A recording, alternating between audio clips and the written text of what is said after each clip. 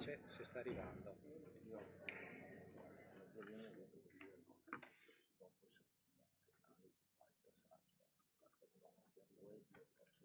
Sì, come il programma.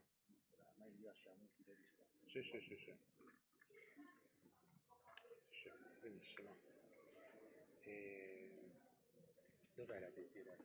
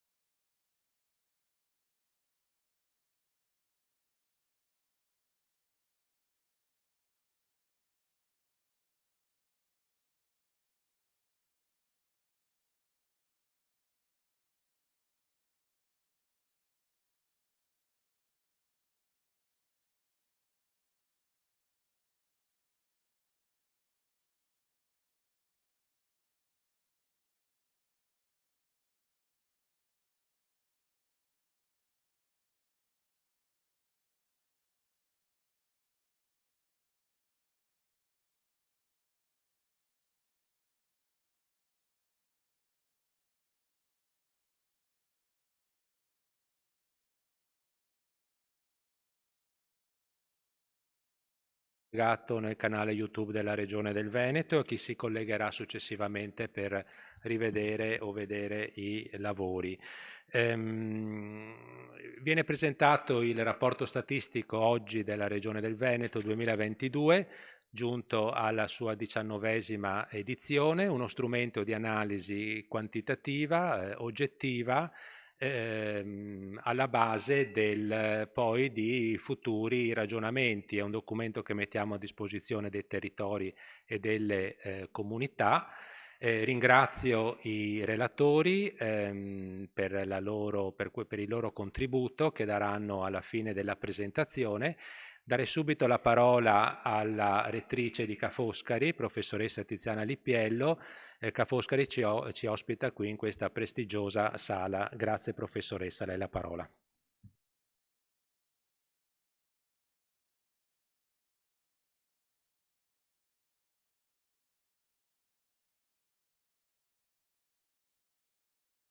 È qua, ecco. Di questo rapporto a Ca' Foscari, in una delle aule dei luoghi più belli e rappresentativi di Ca' Foscari, il luogo dove molti di noi ci sono laureati.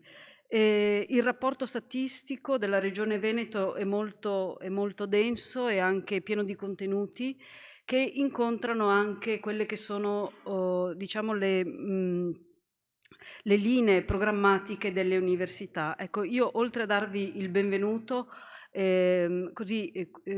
l'auspicio per me è anche come Univeneto, Università del Veneto, è che i progetti legati ai finanziamenti del PNRR che toccano il tema della transizione ecologica e la transizione digitale si possono sempre di più incontrare con quelle che sono le linee programmatiche della nostra regione. Ne menziono solo uno dei vari progetti PNRR che vedono coinvolte le quattro università del Veneto, che è INEST, l'ecosistema dell'innovazione, che ha dei programmi verso la transizione ecologica e digitale. In particolare sul digitale, come affermato nel rapporto, c'è molta necessità di progredire nella alfabetizzazione verso il digitale, soprattutto nelle scuole, e noi siamo a disposizione per aiutare i ragazzi. La nuova missione dell'università è avere un impatto sulla società, quindi aiutare la regione, ma anche il sistema Italia a crescere assieme all'università. Grazie, buon lavoro a tutti e buona giornata.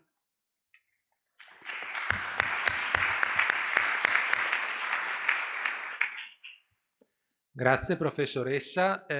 Inviterei il Presidente del Consiglio regionale, dottor Roberto Ciambetti, per un suo gentile saluto, usandosi quel microfono per questioni di telecamera. Grazie. Grazie, anche la telecamera. E porto il mio saluto e quello dell'intero Consiglio regionale a questo momento che ritengo sempre importante. Presentare un rapporto statistico è, secondo me, una di quelle cose che specialmente noi legislatori dobbiamo avere come momento di attenzione, perché appunto è conoscendo e capendo che possiamo poi deliberare e legiferare.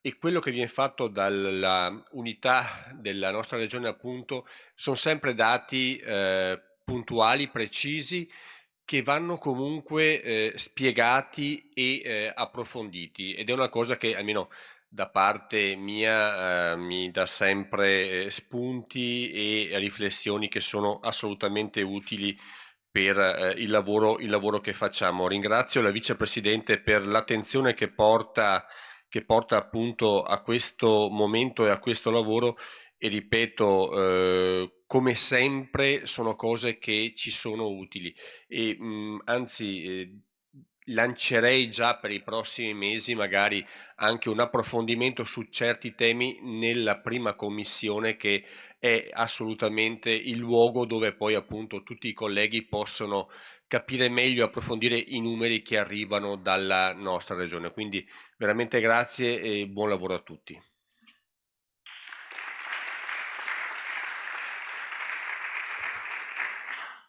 La parola alla vicepresidente per i saluti e introduzione ai lavori. Grazie. Buongiorno a tutti.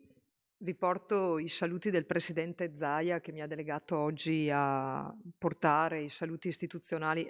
Mi sarebbe piaciuto poter dire stare qui con voi per presentare, però purtroppo stavo dicendo alla rettrice che hanno spostato la giunta dalle 10 alle 11, quindi pensavo di fare un passaggio in giunta veloce e venire qui e rimanere qui con voi, invece devo invertire, fare un passaggio veloce qui e tornare in giunta. Me ne scuso veramente, anche perché ha detto bene il presidente Ciambetti, uno strumento di questo tipo per noi è fondamentale. Grazie alla rettrice per l'ospitalità, anche perché presentare il rapporto statistico, la 19ª edizione del rapporto statistico qui a Foscari, va a confermare e a confermare quel consolidato rapporto di collaborazione che tra la Regione Veneto e l'università si porta avanti da diversi anni, e gli atenei, il mondo dell'università per noi è un confronto e un sostegno veramente importante. Ringrazio le strutture della Regione Veneto che hanno lavorato su questo rapporto, le strutture della statistica che lavorano veramente con impegno e con passione su uno strumento strategico e fondamentale. Saluto gli esperti che dopo si confronteranno in una discussione sicuramente interessante, dalle professoresse Zolin e Di Maria e il professor Di Noto. L'ultimo rapporto della statistica era incentrato sulle prospettive. Quest'anno, questo del 2022, parla di transizione. Sapete che insomma, ci sono delle parole che entrano sempre nel nostro vocabolario quotidiano. In questi anni abbiamo parlato spesso di resilienza, con il PNRR, oltre alla resilienza, anche la transizione. Prima diceva bene la rettrice, transizione digitale, transizione ecologica, ma tutto questo, poi io sono assessore ai trasporti e credo che mai come in questi anni ci sia stata anche una rivoluzione, una necessità di analizzare una transizione anche nel mondo dei trasporti, perché io faccio sempre l'esempio, nel 2020 il piano regionale dei trasporti è stato approvato dal Consiglio regionale con una nuova visione, ossia la visione del piano processo, una visione che fotografa la situazione attuale, fissa dei fabbisogni e poi come raggiungere quei fabbisogni è un divenire, perché quando parli di ambiti che sono in trasformazione costante, vi è la necessità di analizzare anno per anno queste trasformazioni dove ti portano e quale direzione prendono. E la pianificazione solitamente è una pianificazione statica, quindi siamo passati da una pianificazione statica ad un piano processo assolutamente dinamico. Una intuizione, diciamo, che abbiamo avuto nel 2019 e non avevamo ovviamente la sfera di cristallo per capire che nel 2020 sarebbe arrivata una pandemia, che ci ha permesso nel 2020, a pandemia in corso,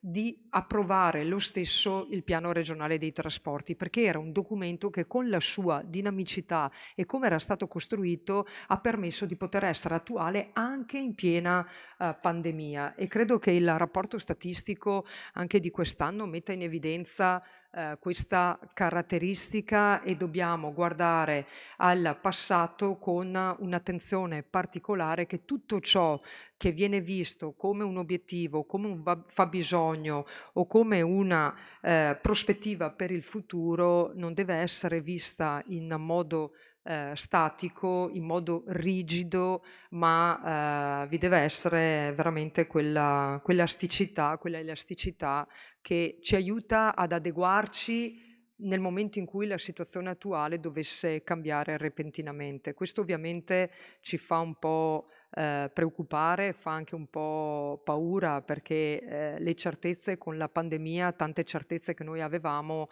sono venute meno. Però quale miglior strumento dei dati quando io parlo, io ho a che fare con ingegneri, io sono un avvocato, ma ovviamente avendo le infrastrutture, i trasporti e i lavori pubblici, il mio staff è tutto di ingegneri, e credo che il miglior modo per poter prendere delle decisioni oculate che riescano ad avere anche una visione corretta del futuro sia quella di partire dall'esistente e partire dai dati. Poi i dati e la situazione, l'analisi della situazione esistente permette a chi deve prendere delle decisioni di poterle prendere con cognizione di causa. Quindi io veramente considero questi strumenti fondamentali e strategici per la nostra azione quotidiana. Io vi ringrazio e vi auguro veramente un buon lavoro. Il dottor Peloso, che lo ringrazio, mi ha prima detto, insomma, siamo in diretta sui canali YouTube, quindi ci sarà anche la possibilità di rivedere quanto verrà detto, e concludo ringraziando ancora veramente per l'ospitalità la rettrice e auguro a tutti voi un buon lavoro e un buon convegno. Grazie.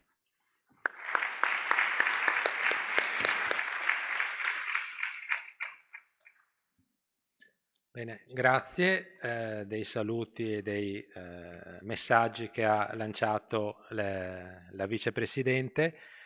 E in effetti siamo in un momento, lei parlava di piano dei trasporti dinamico, in effetti siamo in un momento, come dire, comunque in transizione. Veniamo fuori, o meglio, c'è un assestamento per quanto riguarda il tema della pandemia, ma evidentemente l'invasione della Russia e il conseguente conflitto ucraino-russo ha rimesso in gioco, come dire, rimesso in discussione i fondamentali dell'economia. Il mio intervento è diviso in due parti. La prima, come dire, è un'illustrazione che avrebbe dovuto fare il dottor Gasparin, il segretario generale della programmazione, che si scusa, ma per i motivi, voglio dire, indicati dalla vicepresidente, è impegnato al Palazzo Balbi. Si scusa molto, porta i suoi saluti di buon lavoro, conscio e assolutamente convinto che questi strumenti, come sono stati detti, come è già stato detto, di informazione, quindi possibilità di quantificare fenomeni complessi, sono fondamentali per individuare strategie pubbliche ma anche strategie private. Grazie, salutiamo l'assessore De Berti e anche la rettrice. Grazie.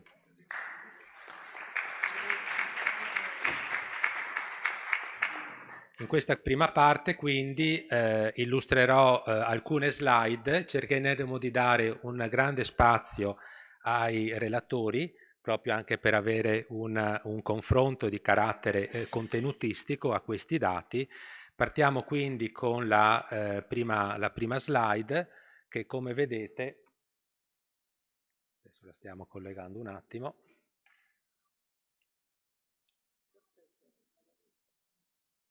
Volete avvicinarvi? Sì. Ok. La prima slide, mentre la mettiamo in visualizzazione, riguarda la congiuntura. Ci sono due blocchi di elementi, gli elementi favorevoli e gli ostacoli. No? Dicevo che fra gli elementi favorevoli il progressivo esaurirsi delle misure restrittive, l'aumento dei consumi che c'è stato post lockdown, quindi con un effetto di rimbalzo, la spinta degli investimenti determinati anche in buona parte da interventi, da programmazione di carattere europeo. Prima è stato citato il Piano Nazionale di Ripresa e Resilienza, e la vivacità del commercio mondiale, anche questo derivante appunto dal rallentamento delle misure pandemiche. Fra gli ostacoli, il conflitto russo-ucraina, l'ascesa dell'inflazione. L'inflazione è una tassa occulta, una tassa regressiva, una tassa valutata ingiusta perché colpisce soprattutto i ceti più deboli, essendo applicata a tutti indiscriminatamente.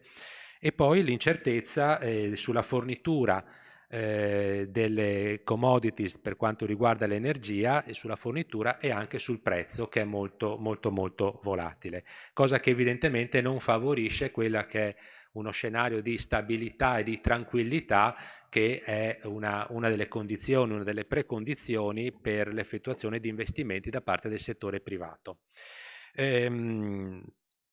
A livello complessivo, il Fondo Monetario Internazionale prevede una decelerazione della crescita prevista al 3,2% per il 2022 a un 2,7% per il 2023.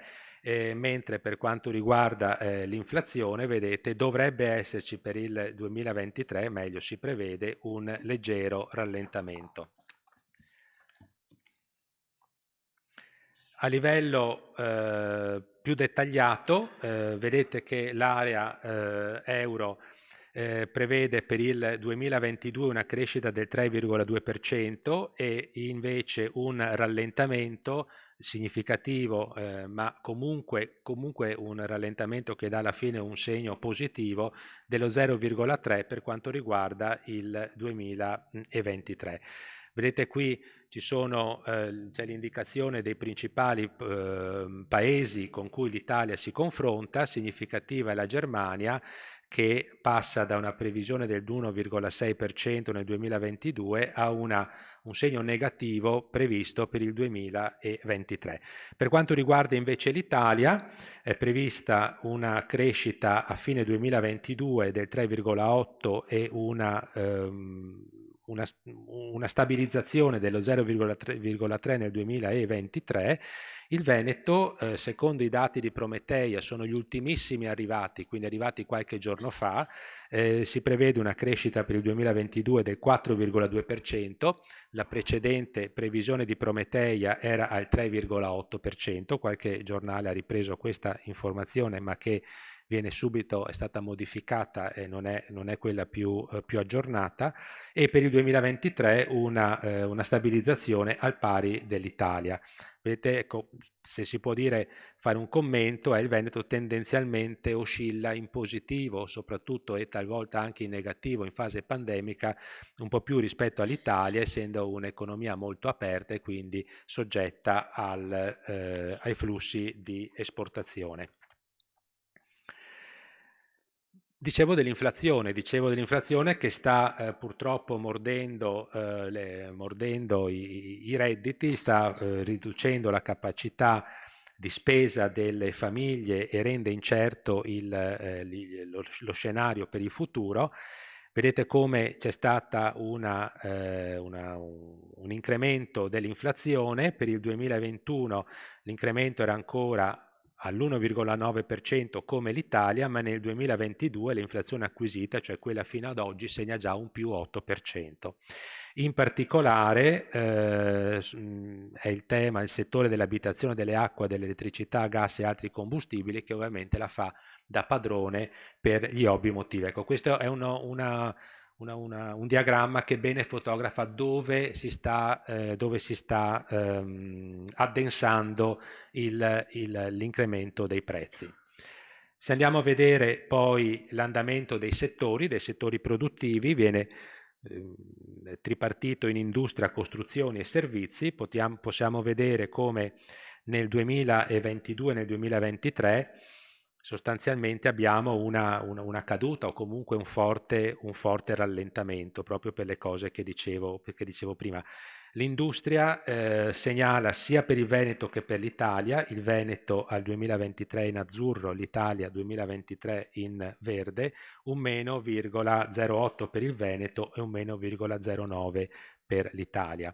In parte compensato dal settore delle costruzioni, che comunque performa in maniera positiva, probabilmente anche dovuta agli effetti di incentivo nel settore edile.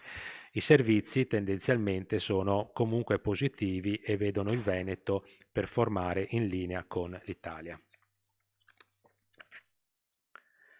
Quali sono le strategie messe in atto dopo il lockdown? Quello che sto presentando è solamente ovviamente una parte delle informazioni contenute nel rapporto statistico che vi invitiamo a leggere nella sua complessità. Possiamo dire che tendenzialmente in crescita sono i servizi alle imprese e le costruzioni, ecco, quindi servizi e settore edile. In calo legno arredamento meno 2,1% e la moda meno 2,3%. Sono due settori particolarmente sensibili evidentemente anche agli andamenti e alla disponibilità che hanno le famiglie all'acquisto e che determina anche, come dire, ed è in linea anche con quanto detto prima rispetto al settore dell'industria che appunto segnava un segno negativo. Per quanto riguarda le strategie che le imprese hanno adottato, stanno adottando, spicca il miglioramento della qualità del personale, quindi un intervento sulle competenze, nuovi beni o servizi o processi produttivi e una forma di riorganizzazione e anche non solo dei processi ma anche degli spazi di lavoro.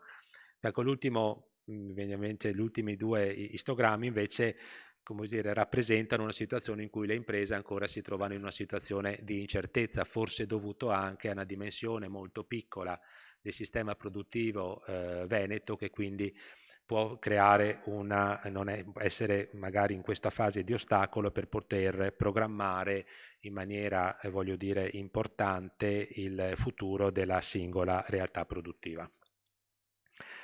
L'Export Veneto raggiunge un nuovo record, come vi dicevo, post pandemia soprattutto. Adesso ovviamente si verificherà un rallentamento a causa del conflitto in Ucraina. La variazione, segnalo solo che la variazione dei primi 9 mesi in Veneto segnala un più 17,5%, quindi segnali sicuramente incoraggianti e positivi. Per quanto riguarda l'export, qui vengono confermati sostanzialmente, perché questi sono dati che rappresentano un po' i fondamentali dell'economia veneto, quindi vengono rappresentati i settori che tradizionalmente esportano di più, quindi la meccanica, la moda, la chimica e i metalli. Per quanto riguarda i mercati, anche qui si conferma la Germania il primo paese verso cui l'esporta il Veneto, e con 10 miliardi di euro previsti, anzi relativi al 2021. Anche per il turismo la situazione è sicuramente positiva ad oggi, ovviamente, sempre da rivedere in termini di fine 2022 e inizio 2023. Un solo dato per quanto riguarda gli arrivi, questi sono cresciuti di quasi il 65% fra il 2022 ed il 2021, mentre vediamo che fra il 2022 e il 2019 c'è un meno 13% di presenze, derivanti soprattutto da una contrazione degli arrivi da parte degli stranieri, però ci stiamo avvicinando alle situazioni di pre-pandemia. Le ultime due slide, sostanzialmente vedete ci sono, noi tradizionalmente le nostre analisi riguardano le 5 settori del turismo, quindi mare, città d'arte, lago, montagna e terme. Anche qui ci sono dei settori che mantengono le loro dinamiche quantitative. Per quanto riguarda il lavoro, vedete, sono segni sostanzialmente tutti positivi. Un segno negativo è data dalla diminuzione della cassa integrazione guadagno, che è esattamente la controfaccia di un andamento nel mercato del lavoro che comunque dà dei risultati positivi. Veniamo a due focus del rapporto statistico. Riguardano l'energia e il digitale, li trovate negli ultimi due capitoli. Sono due temi legati molto allo sviluppo sostenibile. Lo sviluppo sostenibile, sapete, è stato introdotto con l'Agenda 2030 dell'ONU ancora nel 2015. Sostenibilità significa guardare oltre la generazione presente. Sviluppo significa uno sviluppo in termini non solo economici ma anche di perequazione sociale. Il tema dell'energia ovviamente è all'ordine del giorno, è diventato purtroppo un tema all'ordine del giorno, era già nelle agende di programmazione evidentemente, ma ha subito una accelerazione proprio a partire da quest'anno. Ci sono alcuni già documenti di programmazione significativi che partono dal Green Deal, europeo per passare al piano nazionale integrato per l'energia e il clima, al piano nazionale di ripresa e resilienza che nella missione 1 destina risorse importanti proprio per interventi destinati all'energia. L'Agenda 2030 l'avevo già citata proprio per il suo concetto di sviluppo sostenibile in termini economici, sociali ed ambientali, e anche la strategia regionale per lo sviluppo sostenibile approvata dalla Regione del Veneto a luglio 2020 dedica un settore, proprio un ambito per questo tema. Dicevo che sappiamo tutti che il tema dell'aumento dei prezzi delle fonti rinnovabili è, voglio dire, uno dei temi all'ordine del giorno, anche oggetto di ripetuti interventi a livello governativo. In questo diagramma vediamo bene come si ripartisce la crescita dell'inflazione. C'è una prima crescita post-lockdown per problemi legati agli approvvigionamenti e a delle catene di fornitura che si erano inceppate, e soprattutto un incremento ulteriore post inizio conflitto russo-ucraino. Un solo dato: da gennaio la variazione settembre 2022, quindi dell'altro di qualche mese fa, gennaio 2020, ha visto una crescita del prezzo del petrolio dell'oltre il 50% e del gas di quasi l'850%. Vediamo l'aspetto adesso delle quantità. Fino adesso ho dato qualche informazione in termini di prezzo.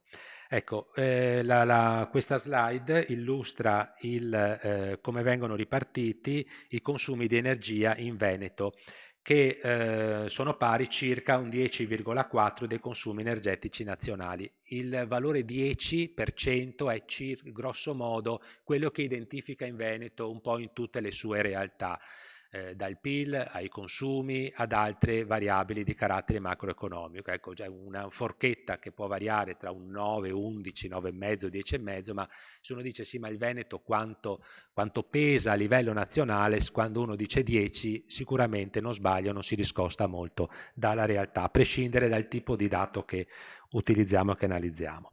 Detto questo, la maggior parte dei consumi di energia sono assorbiti dal settore civile, avente come fonte principale il gas, che è quello che ha subito, ahimè, gli incrementi maggiori nell'ultimo periodo. Seguono i trasporti, l'industria e poi a seguire l'agricoltura. Un focus sulle energie rinnovabili, perché questi sono i consumi di energia in Veneto, che ovviamente considerano tutte le tipologie di fonti. Per quanto riguarda il tema delle fonti rinnovabili, possiamo vedere come il Veneto, rispetto agli obiettivi che erano stati dati dall'Italia a cascata rispetto a quelli stabiliti dall'Europa, vedete che comunque ha già superato la propria quota, ha già fatto i suoi compiti, come si suol dire, per casa. È da dire anche che l'Italia, avendo un obiettivo al 2020 del 17%, ha superato anch'essa questa soglia, attestandosi a un 20,4%. Sono dati sicuramente positivi, però vedete come al 2030 ci sono dei valori ancora più sfidanti. L'Europa ha l'obiettivo di un 40% in termini di fonti rinnovabili e per l'Italia un 30%, quindi sicuramente c'è un percorso ancora da compiere. Per quanto riguarda le fonti rinnovabili in Veneto, nella slide successiva vedete come queste siano composte sostanzialmente per la metà dalla risorsa idrica, una tipica, realtà della nostra regione, e un 26% per quanto riguarda il fotovoltaico e un 23% per quanto riguarda le biomasse. Vedete come sostanzialmente c'è un andamento non costante, però in crescita negli ultimi anni, che sicuramente fa ben sperare sotto questo aspetto. L'ultima cosa, avendo citato l'Agenda 2030 che si occupa molto anche di inclusione sociale, non potevamo non richiamare il tema della povertà energetica, e cioè delle percentuali di famiglie che non riescono a riscaldare adeguatamente la propria abitazione. Ecco, il dato al 2019, anche qui i dati cambiano, quindi aspettiamo degli aggiornamenti. Vedete che comunque in Veneto c'è una percentuale del 4% di famiglie in povertà energetica, comunque una situazione migliore rispetto all'Italia e migliore anche rispetto all'Europa. Tuttavia questo evidentemente non può esimerci dal tener conto di questa realtà, anche perché è qualitativamente molto molto delicata.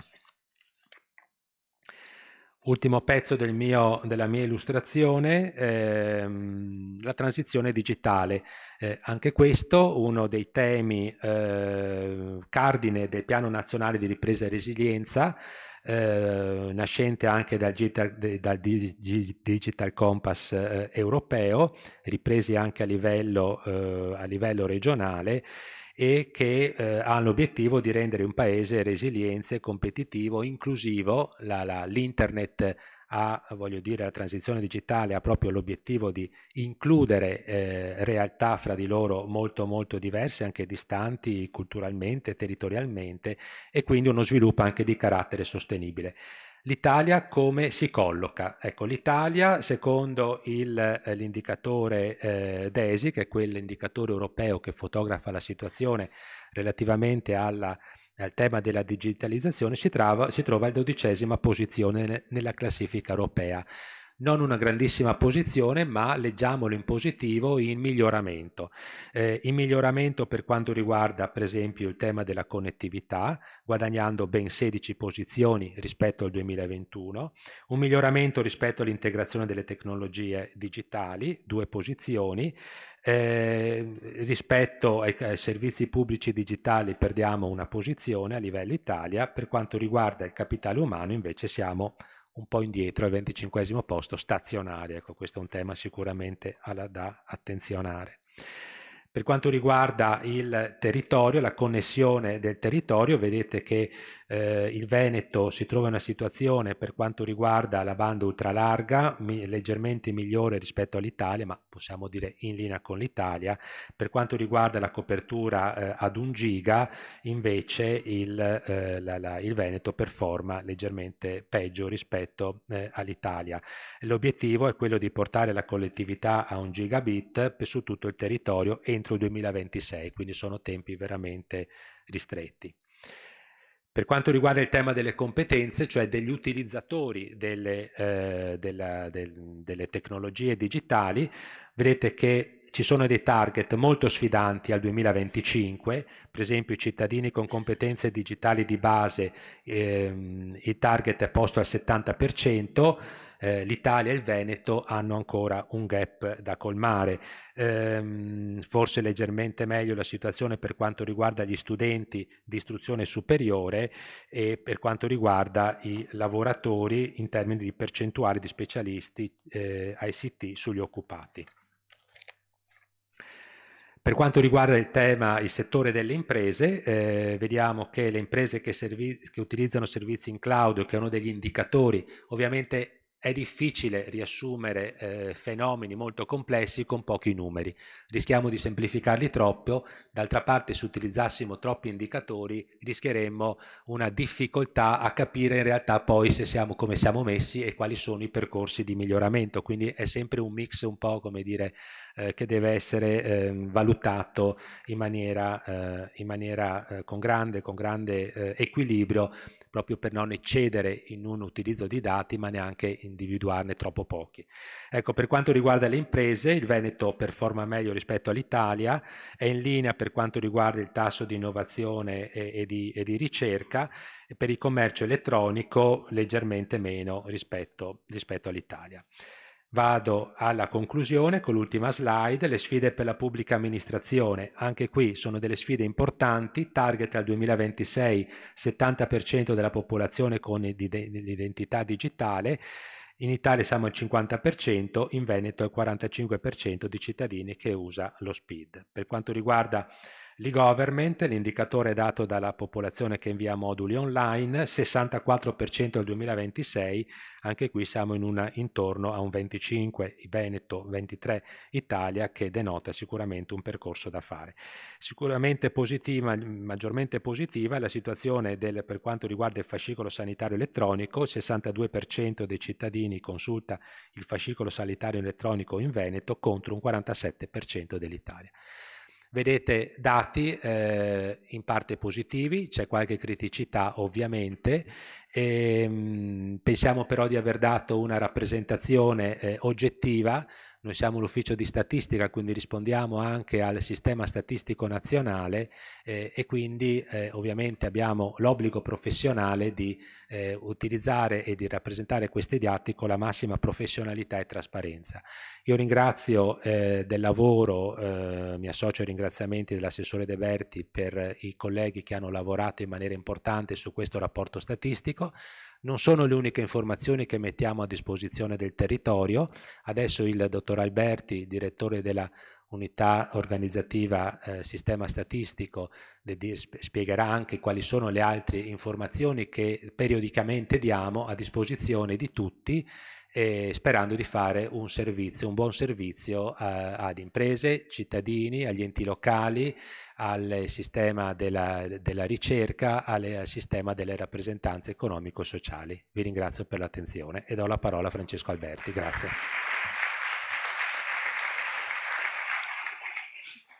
Grazie, buongiorno a tutti. Abbiamo descritto fino ad ora, e bene ha fatto il collega Pelloso, la descrizione sintetica della nuova edizione del rapporto statistico per l'anno 2022. Io parto con un piccolo inciso. Ogni tanto mi chiedo, ma qual è il compito, no, di un ufficio di statistica che lavora in una pubblica amministrazione? Qual è la sua missione? La mission, secondo me, alla fine è sempre quella di promuovere, diffondere, divulgare la conoscenza della realtà socio-economica di un territorio, nel nostro caso ovviamente il Veneto, comparandola, se e quando è possibile, ma quasi sempre lo è, con il contesto nazionale, europeo e globale. Il rapporto di fatto, visto in questi termini, diventa uno strumento orientato alla più semplice comprensione del presente, a beneficio di tutti coloro che sono chiamati a immaginare e interpretare la realtà, che ai noi forse mai come in questo ultimo periodo, in questi ultimi 2 o 3 anni, è in veloce evoluzione. Prima di farvi vedere il rapporto statistico interattivo, che diciamo così è un po' la novità, il progetto che è stato portato avanti negli ultimi 2 anni, lasciatemi spendere proprio un minuto per, come dire, far vedere il nostro sito di statistica all'interno del portale di Regione Veneto. Qui spero si veda, sì. Ok. Alla voce servizi e informazioni pratiche troverete qui il sito di statistica, che è un sito veramente pieno di tabelle, dati, informazioni, contenuti, tutti ordinati e regolamentati con cura.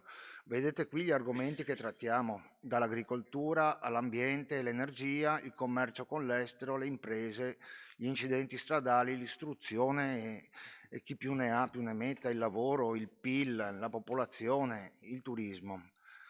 D'altra parte la struttura produce anche annualmente numerosi prodotti di natura statistica. Ricordo che noi trattiamo esclusivamente dati ufficiali, quindi sono dati resi definitivi da Istat. In caso contrario stiamo parlando di stime o previsioni, naturalmente. I prodotti principali, a parte il rapporto statistico, che è il nostro, diciamo così, prodotto numero 1, diciamo, che viene pubblicato una volta all'anno, abbiamo, faccio degli esempi, il nostro bollettino socio-economico trimestrale, esce nei mesi di gennaio, di aprile, di luglio e di ottobre. Il bollettino socio-economico del Veneto sono tutti prodotti scaricabili, quindi chiunque da casa o dall'ufficio può tirarli giù in qualsiasi momento in formato PDF. Abbiamo inoltre le statistiche flash. Le statistiche flash sono dei delle sintesi, i pamphlet, dei piccoli, ve ne faccio vedere una. L'ultima che abbiamo fatto uscire nel mese di novembre è quella legata al benessere digitale. Sono opuscoli di 4 pagine in cui si cerca di sintetizzare i contenuti di un determinato tema. Qui vedete che abbiamo trattato nel corso del 22 parecchie cose: l'export, le imprese, lo sport, la denatalità, turismo, giovani e addirittura anche produzione in agricoltura ed export di vino. Abbiamo numerosi altri prodotti disponibili all'interno del nostro sito. Voglio darvi solo 2 numeri, tanto perché vi rendiate conto del fenomeno. Ho fatto una verifica con i miei tecnici: nel periodo da gennaio a novembre il sito internet di statistica di Regione Veneto ha avuto, e parliamo di un sito per addetti ai lavori, quindi non è che siamo su, ha avuto più di 73.300 visite. A conti fatti così, significa che per ciascun giorno lavorativo si attestano in media a 260 ingressi di visitatori.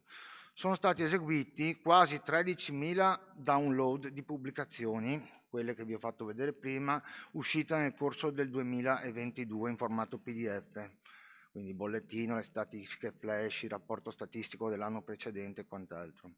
Sono state scaricate 10.000 tabelle di tipo statico. Noi forniamo un paio di prodotti diversi: le tabelle statiche, così come sono, le potete scaricare in formato XLS o CSV, che è open, e addirittura 21.500 tabelle elaborazioni dinamiche, cioè selezionate dall'utente su parametri, diciamo, a scelta, che possono essere presi in considerazione. E questi numeri, comparati con gli anni precedenti, sono in aumento anno dopo anno. Questo devo dire, ci gratificano un poco, insomma. Bene, una volta visto un attimino l'architettura del sito di statistica regionale, ci concentriamo. Il collega Pelloso ha descritto il contenuto del rapporto statistico. Io vorrei soffermarmi un attimino su un altro prodotto che abbiamo portato avanti nel corso negli ultimi anni. Dato l'interesse infatti dimostrato per la materia, l'anno scorso, nel 2021, abbiamo pensato di dar vita a un progetto che noi abbiamo ritenuto innovativo. Oltre al volume, allora voi avete in mano il volume cartaceo. Di volumi cartacei ne facciamo stampare ormai pochissimi, perché non ha più neanche ragione di essere, insomma. Abbiamo volume digitale che è scaricabile in qualsiasi momento, nella sua interezza o addirittura per singoli capitoli dal sito. Si è pensato comunque di procedere alla costruzione di quello che abbiamo definito il rapporto statistico interattivo. È una modalità di presentazione dei dati rivolta agli utenti che viene gestita attraverso animazioni personalizzate di tipo grafico. Ciò di fatto vorrebbe contribuire a dare una più immediata e coinvolgente esperienza a tutti quanti si addentrano all'interno di numeri che alle volte possono essere di difficile interpretazione. Sono personalizzazioni grafiche che adesso vi faccio vedere. Come è costruito questo rapporto statistico interattivo? Vedete che c'è una parte congiunturale e poi abbiamo una serie di focus tematici. Per focus tematici intendo dei cruscotti di sintesi che contengono e che trattano una determinata materia.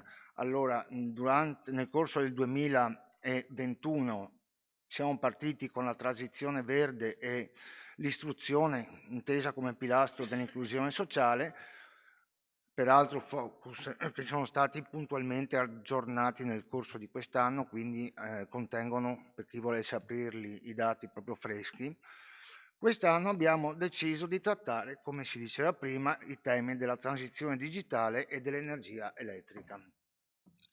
Vado via molto veloce perché volendo potremmo passare una settimana qui a vedere tutto, quindi cercherò di entrare per sommi capi. Questa è la parte congiunturale, la congiuntura socio-economica.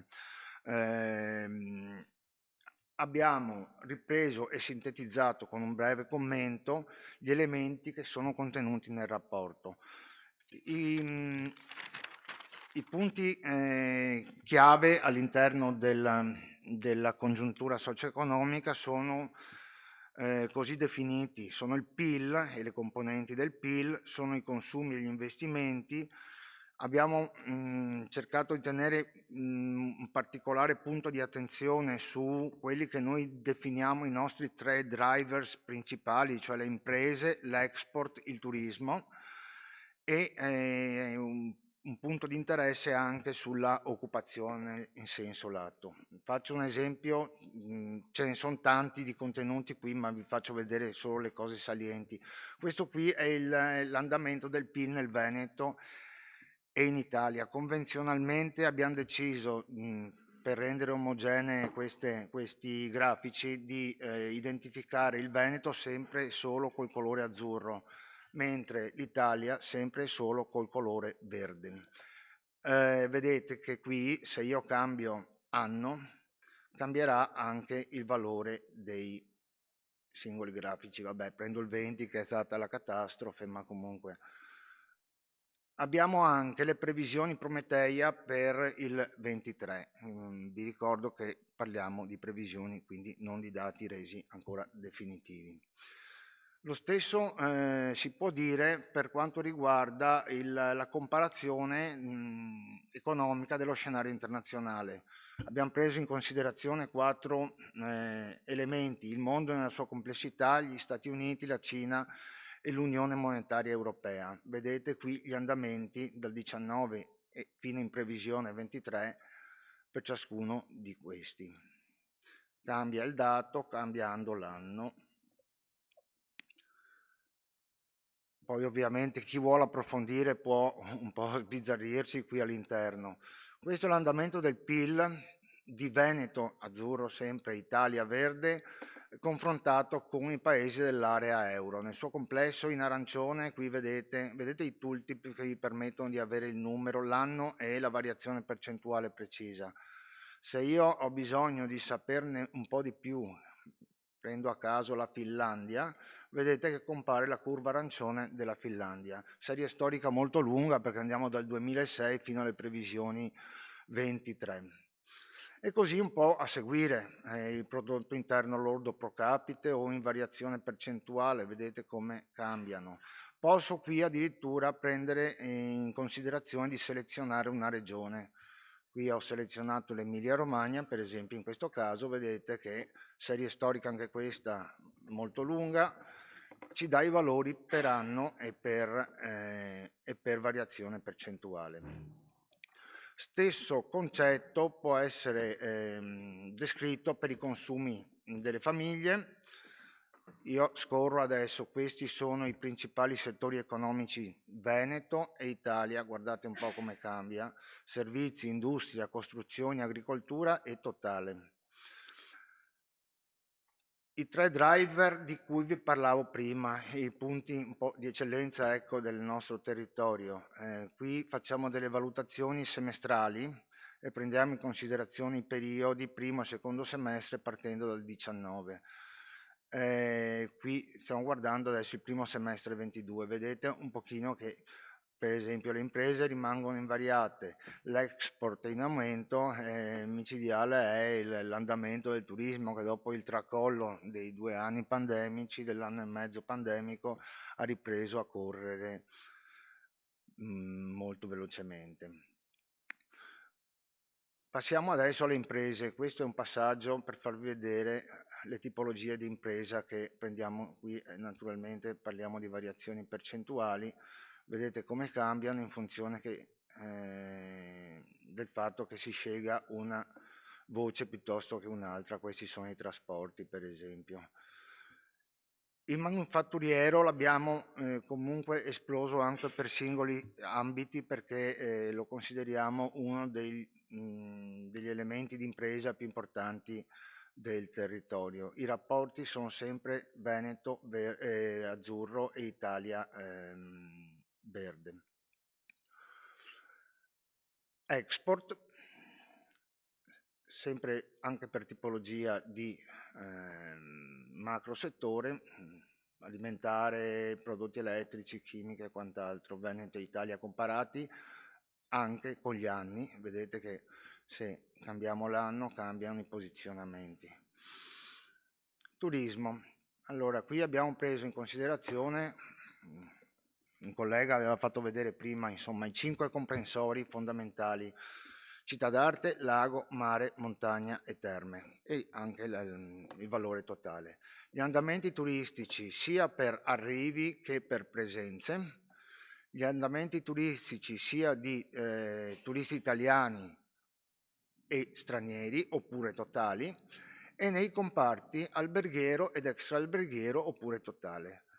Vedete come cambiano gli istogrammi se io cambio la voce che richiedo di vedere. Come sempre anche qui una serie storica decennale dall'11 al 21, e vedete qui potete dare un'occhiata all'andamento, il numero secco proprio degli arrivi, in questo caso nelle città d'arte, piuttosto che il numero degli arrivi. Attenzione che ci sono anche le presenze, volendo, che ovviamente cambiano. Qui adesso sto guardando il mare. Allora, il mercato del lavoro, tassi di occupazione e di disoccupazione nel periodo richiesto, quindi dal 2017 in su. Arriviamo fino al 2021, sempre Veneto Italia a confronto. Andamento dell'occupazione, sempre confronto Veneto Italia, ma anche singola regione. Possiamo prendere addirittura la singola regione. Io seleziono adesso a titolo di esempio le Marche. Vedrete che l'andamento dell'occupazione, qui l'abbiamo distinto anche tra uomini e donne, è un po' questo: Veneto azzurro, Marche in questo caso è arancione e Italia è sempre verde. Qui la disoccupazione giovanile, uno scorcio ecco, degli andamenti. Qui abbiamo una serie storica che, se non sbaglio, veramente è parecchio lunga, perché parte dal 2008 e raggiunge i giorni nostri sostanzialmente, gli ultimi dati ovviamente resi disponibili e definitivi. Ecco, questo qui è un pochino il quadro che va a riassumere la parte congiunturale del rapporto statistico interattivo. Vorrei rubarvi ancora un secondo di attenzione per far vedere a titolo di esempio i nuovi 2 focus tematici che abbiamo introdotto quest'anno: quello legato alla transizione digitale.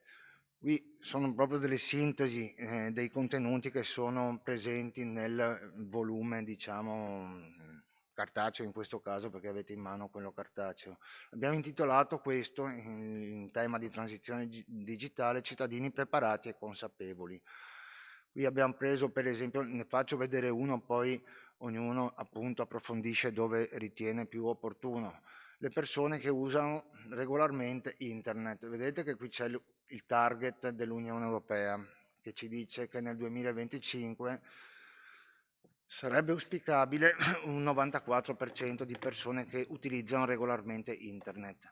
Il confronto qui si fa tra la situazione europea, anche qui trend dal 2015 al 2021, tra il Veneto e tra l'Italia. Se voglio selezionare addirittura, prendo il Piemonte e vedete che mi compare pure in evidenza l'andamento del Piemonte. Lo stesso per quanto riguarda le altre, abbiamo preso più di una componente. Penso qua per esempio agli universitari iscritti a discipline STEM. Discipline STEM, lo sapete tutti, sono quelle discipline, l'acronimo è Science, Technology, Engineering e Mathematics, cioè le discipline scientifiche. Vedete la differenza che c'è per esempio fra uomini e donne, sia in Veneto che in Italia, qui però la condizione sta migliorando. Se andiamo indietro di 10 anni la situazione era peggiore. Bene, mi soffermo un attimo sul tema energia elettrica. Stesso cruscotto come concezione. Qui ovviamente abbiamo dovuto, se facciamo confronti fra Veneto e Italia, fare un grafico a doppio asse. Sulla destra troverete i valori verdi dell'Italia, sulla sinistra vedete i valori azzurri del Veneto e come mutano gli andamenti. Qui, per esempio, questa è la produzione lorda di energia elettrica per fonte idroelettrica. Se seleziono un'altra fonte, vedete che il grafico cambia. Qui abbiamo riassunto, ecco, la parte energetica che ci sembrava più significativa mettere in evidenza. Bene, io direi che poi gli approfondimenti li fa chi ritiene, insomma, e ci tenevo, ecco, a farvi vedere questo progetto che speriamo di aggiornare costantemente negli anni. Tanto vi ringrazio dell'attenzione.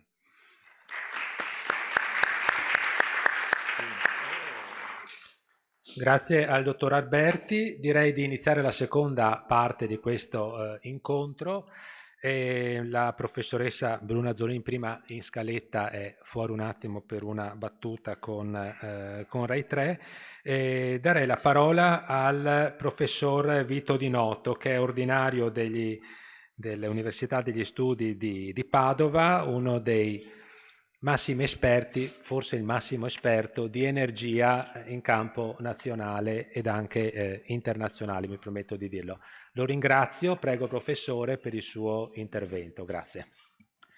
Buongiorno a tutti e grazie per avermi invitato a spendere due parole sulle strategie che si stanno adottando oggi in Veneto e che è necessario in questo momento di svolta un po' adottare.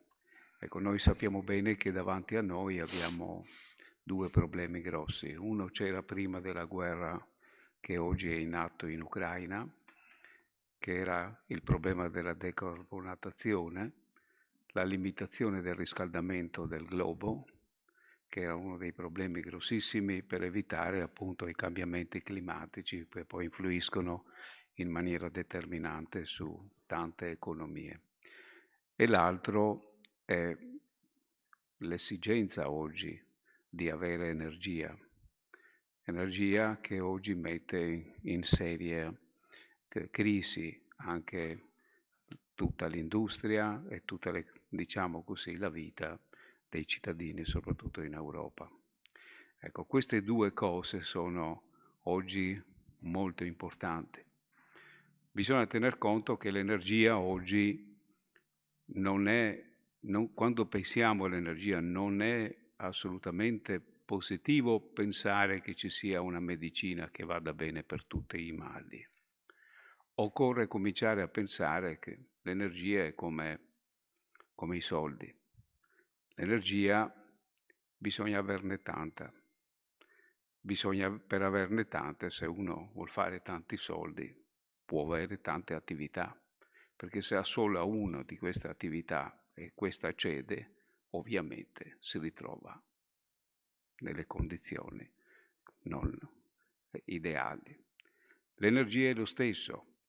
Ci sono diverse fonti, quindi quando parliamo oggi in questo punto di svolta,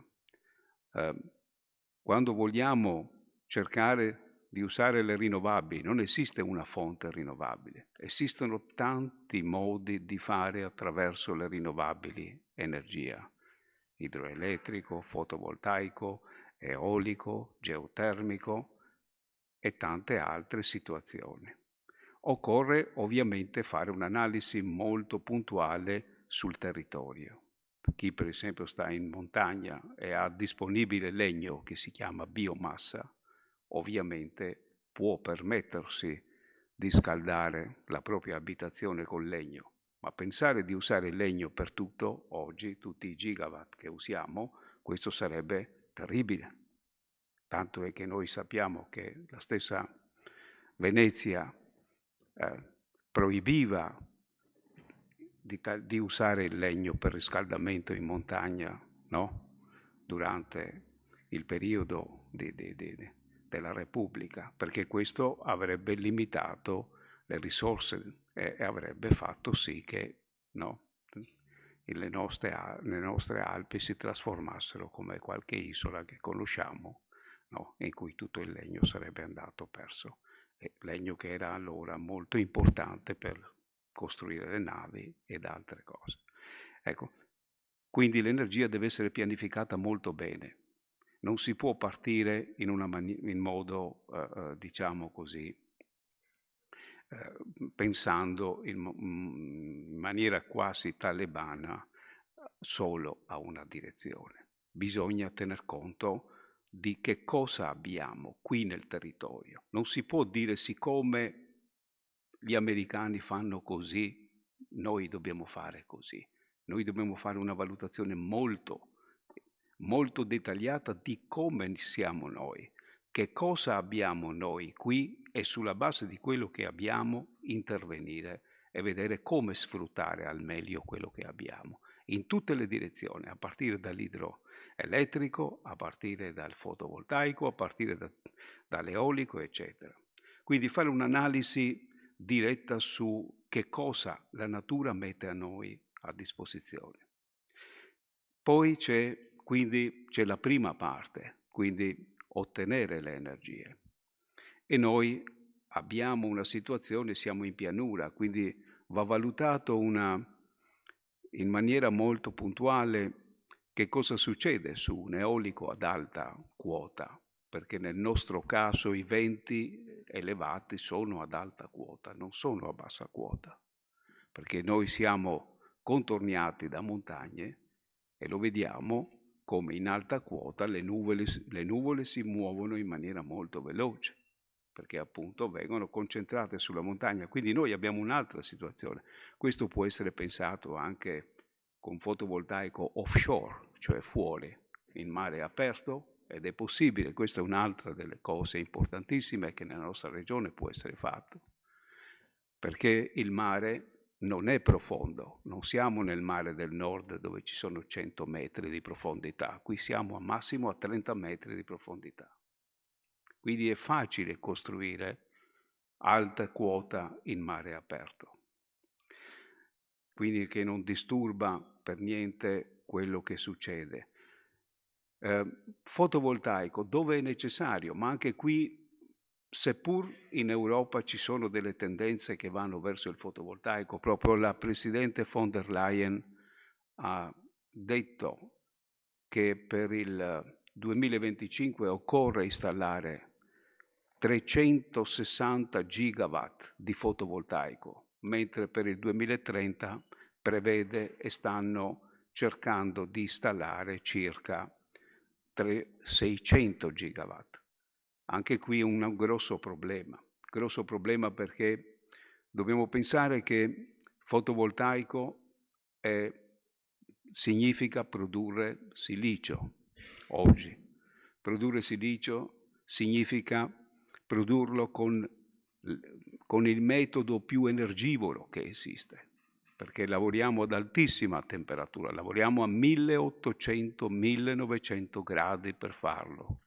Dopodiché occorre anche cristallizzarlo, che significa rimanere qualche settimana a 1400-1700 centigradi per farlo, cioè l'industria più energivora che esiste. Chi lo fa? Noi in Europa oggi non produciamo silicio. Quindi le conseguenze di scelte così ampie possono essere scelte probabilmente che a lungo raggio non hanno un grande, potrebbero non rivelarsi, diciamo, molto critiche, in cui non si dipende poi alla fine da un padrone, ma da due padroni, il che anticipando tutte le risorse ad oggi che magari potrebbero poi essere utilizzate con calma nel tempo per i prossimi 30-40 anni. Ecco, queste sono alcune delle strategie che devono essere fatte con grande, diciamo, cura, perché poi potrebbero rivelarsi molto critiche. Ecco, l'altro punto, quindi una volta che noi valutiamo questo, è chiaro che abbiamo l'altra necessità.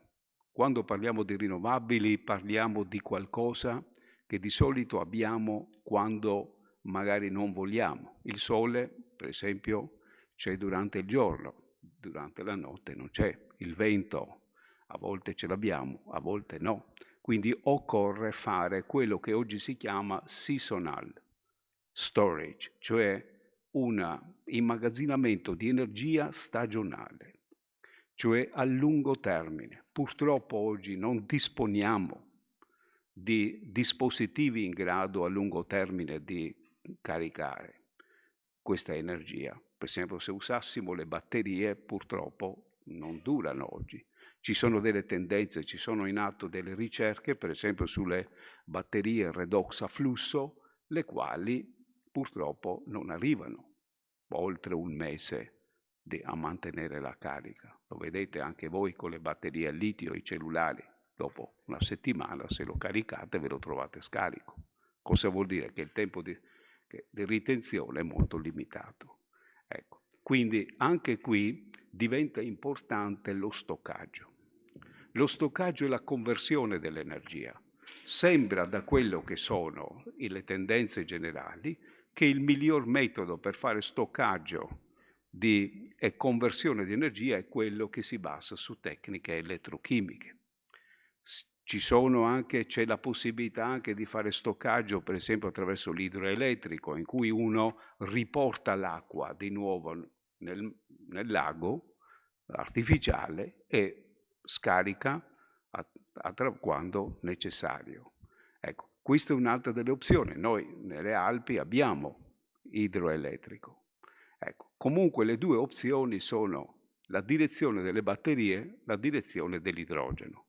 Quando parliamo dell'idrogeno per la conversione di energia, e c'è molta confusione in giro purtroppo, parliamo sempre dei migliori metodi che si basano su tecniche elettrochimiche, cioè tecniche che hanno a che fare con la corrente.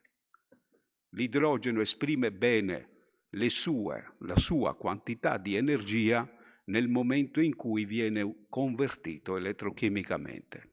Altrimenti, se viene bruciato l'idrogeno, la quantità di energia che è in grado di restituirci è, limitata termodinamicamente e non supera il 30-40%. Se lo usiamo oggi elettrochimicamente abbiamo la possibilità di arrivare al 100% di tutta l'energia. Quindi oggi nello stato dell'arte almeno il doppio della efficienza ce l'abbiamo. Ecco, è un gas, quindi ha tutto quello che un gas immagazzinato può darci, nel senso che ci permetterebbe di fare quello che è lo stoccaggio stagionale. In più l'idrogeno poi è estremamente interessante perché ha un contenuto di energia. È chiaro che la conversione attraverso sistemi cosiddetti nella chimica fisica chiusi, no? Cioè sistemi dove uno mette del materiale e poi fa la conversione, come le batterie. Le batterie sono sistemi chiusi. Le batterie vanno benissimo per tante delle applicazioni che noi abbiamo e anche qui c'è tutto un mondo che si sta evolvendo, tutto il mondo che ha a che vedere, soprattutto in Veneto, anche con tutta la nostra industria. La nostra industria che, come abbiamo visto nelle statistiche, esporta anche molto, materiali elettrici, dispositivi elettrici, elettronici che vengono prodotti. E tutti oggi questi dispositivi lavorano con le batterie, per non parlare per i trasporti a corto raggio. Trasporti a corto raggio significa le automobili, no? Che vengono adoperate nelle città, che non è necessario oggi avere lunghi percorsi. Per lunghi percorsi si preferiscono le ibride, come ben sappiamo. Ebbene, le batterie hanno tutta una loro oggi situazione che è in continua evoluzione in cui si sta cercando di migliorarle. Noi abbiamo previsto in ambito internazionale lo sviluppo di 5 generazioni di batterie. Oggi siamo alla seconda generazione. Queste 5 generazioni mirano a portare la batteria ad avere la stessa performance che avrebbe un chilo di combustibile, cioè fare in modo tale che un chilo di combustibile di gasolio abbia la stessa energia che darebbe un chilo di batteria. Questa è la logica in cui si tende. Oggi siamo ben sotto con le batterie, quindi c'è tutto uno studio e uno sviluppo da fare. Bene, in queste cose chiaramente nello stato dell'arte di oggi occorre consolidare queste tecnologie in modo tale da fare in modo che noi non dipendiamo da altri, ma riusciamo a fare tutte queste tecnologie dentro, perché oggi un po' è finito quel periodo in cui alcune cose si prendevano da fuori e si faceva l'ultima parte, cioè quella in cui si arrivava al prodotto che poi veniva commercializzato. Oggi serve fare i materiali direttamente in casa e questo è quello che l'Europa sta cercando di fare, sta spingendo, in modo tale che tutte le tecnologie possano radicarsi dentro. Quindi nell'ambito delle batterie questo è un po' la direzione. È chiaro che questi dispositivi devono essere usati per quello che, diciamo, riguarda alcuni tipi di tecnologia. L'elettronica portatile va molto bene. Trasporti pesanti, aviazione, navi, eccetera, queste vanno tutte con l'idrogeno, perché l'idrogeno sembra essere molto più adatto per questo tipo di situazione. Uno dice: perché l'idrogeno? Quando parliamo di idrogeno parliamo di elettrico, non parliamo di bruciarlo, come ho anticipato prima. Perché la conversione deve essere fatta, la conversione che viene fatta in modo elettrico ha una efficienza molto più rilevante. Ora vi do un po' alcune curiosità del perché l'idrogeno, perché oggi si parla molto di queste cose e poi noi a volte l'idrogeno perché ha un contenuto, 1 chilogrammo di idrogeno oggi, tanto per un po' per vostra curiosità, permetterebbe a un'automobile di fare 100 chilometri. Corrisponde oggi a 3,7 litri oppure a 2,75 chilogrammi di gasolio. Si può avere un'energia pari a 16 kWh, ok? Può servire per una abitazione domestica per avere l'autonomia di 1 o 2 giorni, ok? Può produrre 33 kWh, che corrispondono a 55,6 kAh. kAh. Quando andiamo dall'elettrauto prendiamo le batterie da 33 ampere ora. Dovete immaginare 1000 di quelle batterie. Fa 1 chilo di idrogeno. Oggi, se uno compra un'automobile, che sono commerciali, ad idrogeno, e sono automobili elettriche, perché convertono l'idrogeno e l'ossigeno che è nell'aria in corrente facendo acqua. L'automobile commerciale che costa 66.000 euro, e il sindaco di Venezia ne ha comprata una, chiedendo anche all'ENI di installare, è venuto sui giornali, penso che voi abbiate letto questo. Bene, quell'automobile ha 2 serbatoi da 25 litri che caricano idrogeno a 700 atmosfere. In 25 litri a 700 atmosfere c'è 1,5 kg di idrogeno. 2 serbatoi sono 3 kg. Anche Padova ha delle automobili a idrogeno. Questo per farvi capire il contenuto. Per caricare un'automobile ad idrogeno ci si impiega 3 minuti. È come caricare il metano. Okay?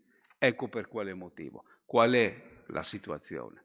Che quando noi per area superficiale elettrochimica usiamo idrogeno e ossigeno in un membrane electrode assembly, che è il cuore della cella a combustibile che viene usata, lì abbiamo circa 1,5 ampere. Quando andiamo sulle batterie abbiamo circa 2 milliampere. E questo è alla base di questa enorme differenza. Ecco perché in tutto il mondo oggi si parla di idrogeno, negli Stati Uniti si parla del big shot. Però è chiaro una grande opportunità l'idrogeno. Tutti ne parlano, tutti lo vogliono usare in tutti i modi. Come sempre capita nei materiali chimici, uno non può far fare all'idrogeno il metano. Bisogna che l'idrogeno venga messo nelle condizioni di esprimersi bene e meglio in termini di sicurezza, in termini di efficienza. Cosa vuol dire questo? Che oggi bruciare idrogeno, come si vuol fare nelle abitazioni e in altre cose, questo può essere un problema. Trasportare idrogeno attraverso un piping in giro è un grosso problema. Quindi deve essere ripensato, non si può far fare all'idrogeno, come dicevo prima, il metano, perché è estremamente pericoloso. Ok? E questo è fondamentale. Lui ha una sua configurazione, ha un suo comportamento e deve essere usato come lui richiede di essere utilizzato. Cosa vuol dire questo? In una regione che cerca di convertirsi in questo punto, diciamo in questo momento di volta energetica, se noi cogliamo bene queste cose, ovviamente potremmo usare meglio queste tecnologie e soprattutto fare in modo tale che non si incorra in qualche problema che poi limita questa grande opportunità che abbiamo sotto mano. L'idrogeno importante oggi richiede una regolamentazione nell'uso, richiede un'attenzione particolare soprattutto sulla sicurezza, quando viene usata, se si vuole usare appunto per uso domestico, per lo stazionario, e questo cosa vuol dire? Che a corto raggio dobbiamo pensare in un modo che sia, diciamo, l'introduzione al lungo raggio, introduzione in termini, diciamo così, di un percorso che si intende fare poi a lungo raggio, che sia il percorso corretto di utilizzo di questa tecnologia.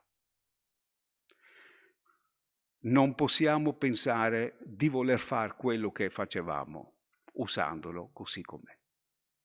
Okay? Perché questo, per dire, bruciare l'idrogeno in un'automobile significherebbe che lo si sfrutta oggi per il 30% della sua quantità di energia. Il resto viene buttato via tutto come calore.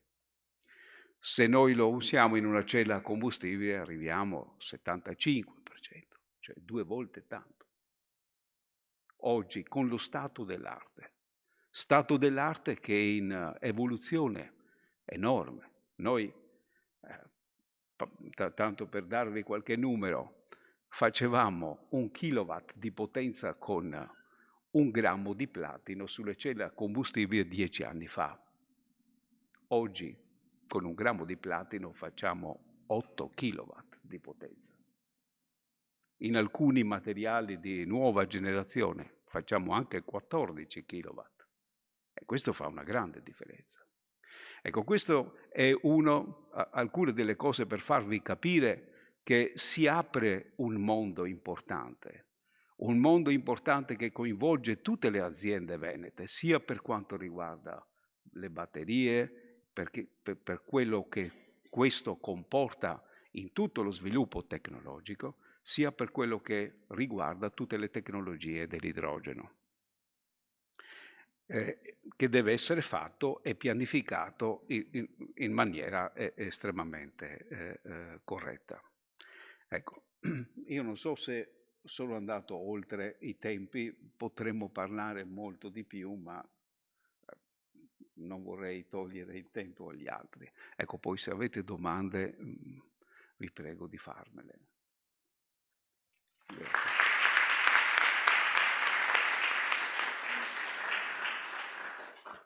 Grazie professore, perché è riuscito in maniera semplice, come le persone, voglio dire, che governano pienamente una materia, a spiegare a noi che siamo, voglio dire, del tutto digiuni, i punti fondamentali sul tema dell'energia. Dopo io ho una domanda, ma gliela faccio dopo. Secondo me un po' tutti hanno la stessa domanda mia, ma gliela faccio dopo.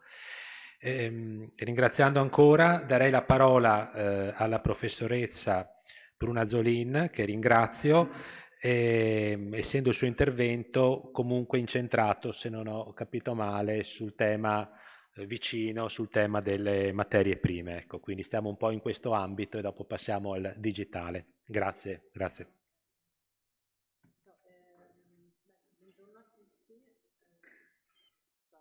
Ok, vediamo un po'. Se è possibile, sì. Vabbè. Allora, ricominciamo da capo, scusate.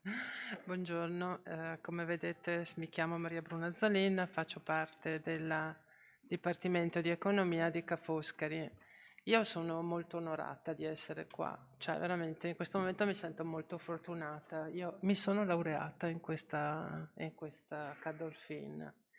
È un po' la mia casa, e poi ho anche lavorato abbastanza per la Regione Veneto in veste di esperto, di componente di gruppi di valutazione, e quindi mi sento veramente a mio agio. Mi sento a mio agio poi con i numeri. I numeri è giusto, no? Cioè io mi ricordo quando si era scelto il titolo "Il Veneto si racconta, il Veneto si confronta".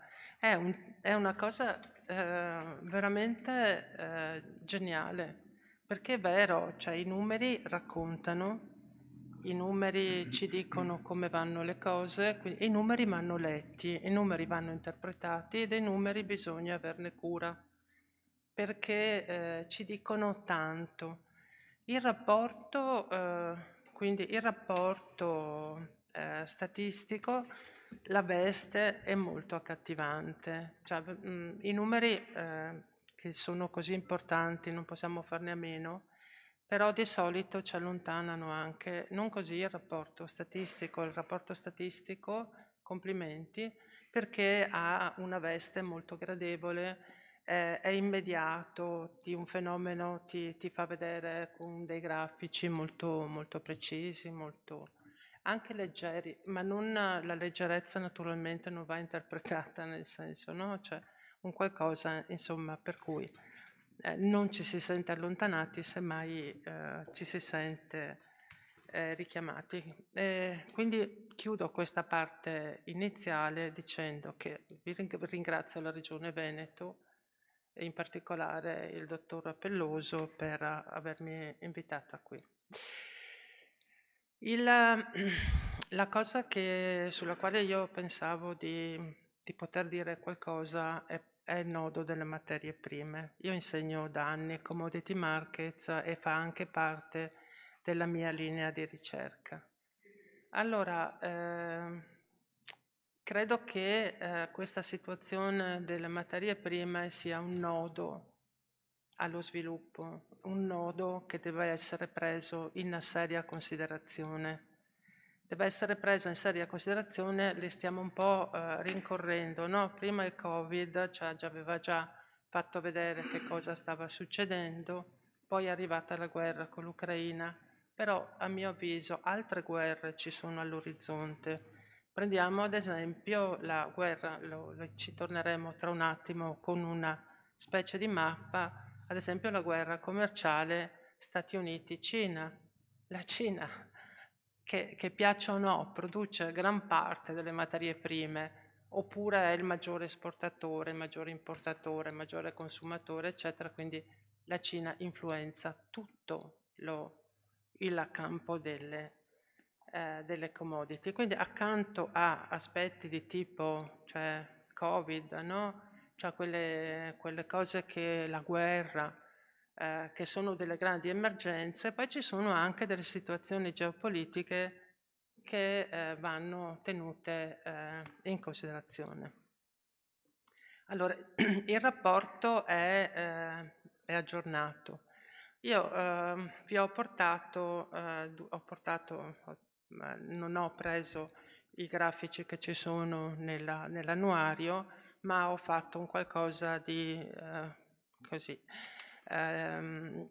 un po' diverso, no? Cioè cosa venivo? Vi portavo quello che era già stato presentato. E ho portato il primo che è relativo al Food Price Index. La fonte è la OECD, settembre. Guardate, no? Cioè, qui c'è un aspetto importantissimo, importantissimo, perché rileva il discorso della sicurezza alimentare. Cioè, se guardate come è cresciuto, no? Nel 22, quindi il discorso della povertà, il discorso delle persone che non hanno abbastanza reddito per poter. Quindi questo è un aspetto naturalmente che deriva poi, no? Questo innalzamento del prezzo degli alimenti, no? Che deriva da una serie di questioni legate alle materie prime. Quando i fertilizzanti schizzano dei prezzi elevatissimi, questo è il risultato.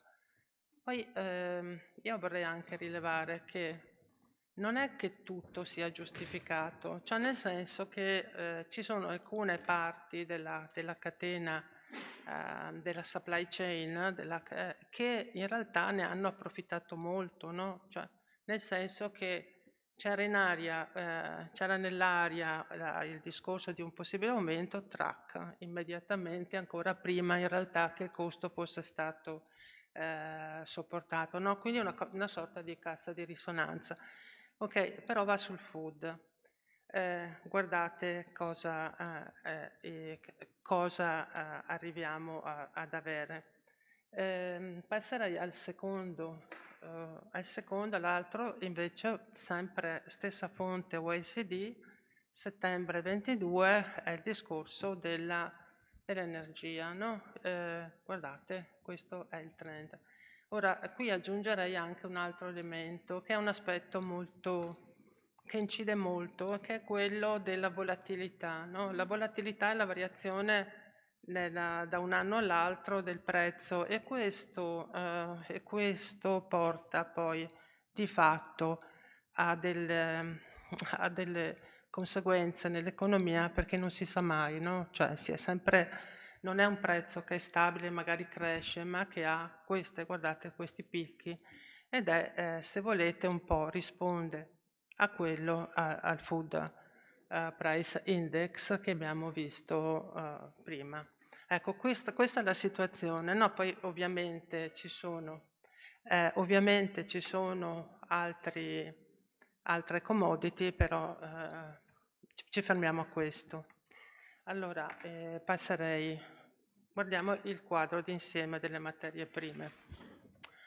Allora, il primo è che l'Unione Europea è a scalare, no? E a scendere giù l'Italia e il Veneto dipendono dalle materie prime. La dipendenza stimata è che è pari al 75-100% per alcune materie prime. Vuol dire che se non ci sono quelle materie, se decidono di non venderci più le materie prime, non possiamo produrre.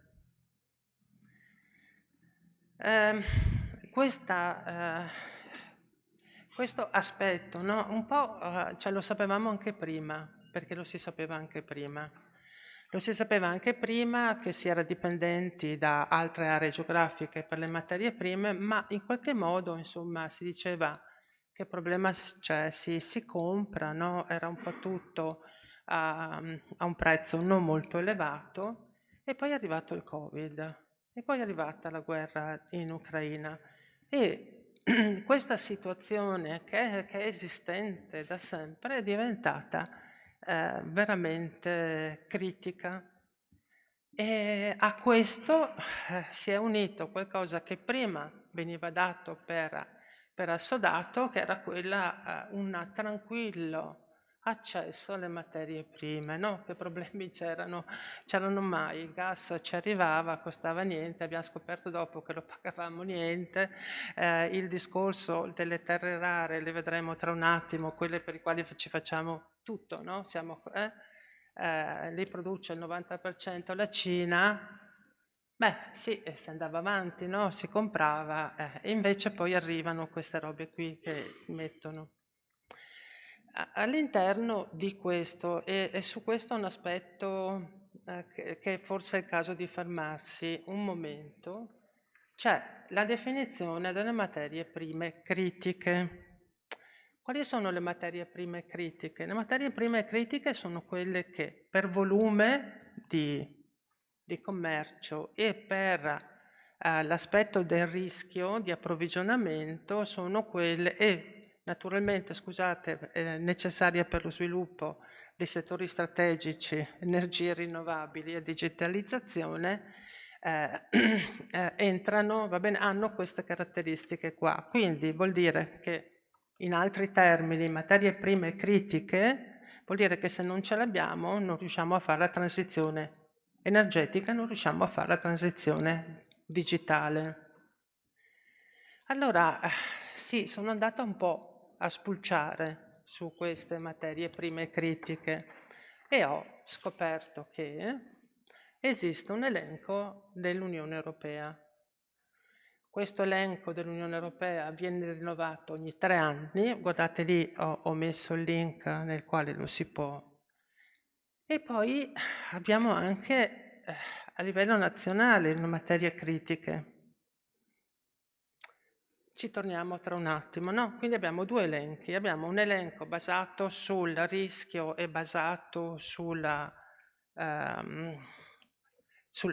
discorso sotto il profilo del fatturato complessivo, e queste due liste, no? Quindi se l'Unione Europea decide di fare un elenco delle materie critiche, prime critiche, a me fa pensare che si sta prendendo nozione che è un problema e che forse ci saranno anche delle strategie su quelle. Questo vale per l'Europa e vale anche per l'Italia.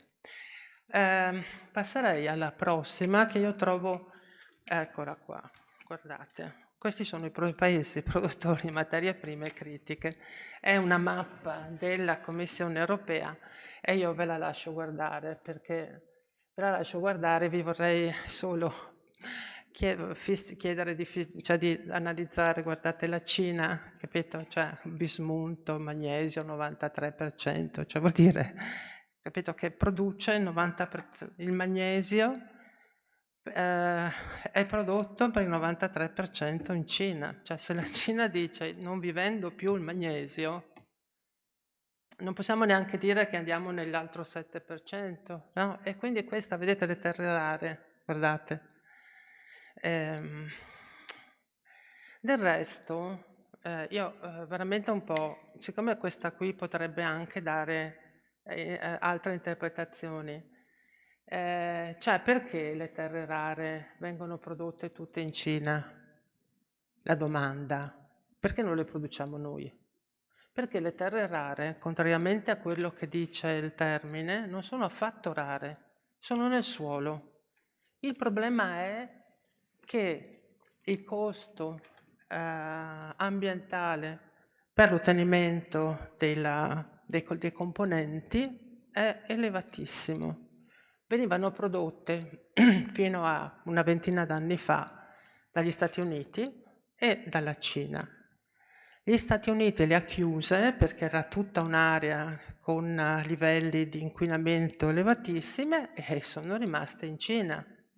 Ora, non è che si può pensare, scusate, ma non è che possiamo pensare che la Cina si prende tutto Il discorso della pollution, dell'inquinamento, e ci dà la materia 2 lire, no? Cioè, voglio dire, un attimino, cioè siamo un po' ragionevoli su sta roba. E quindi cioè, è chiaro, cioè, è un monopolista, ma gliel'abbiamo regalato il monopolio, cioè se non si vuole lo si produce, si mette in piedi.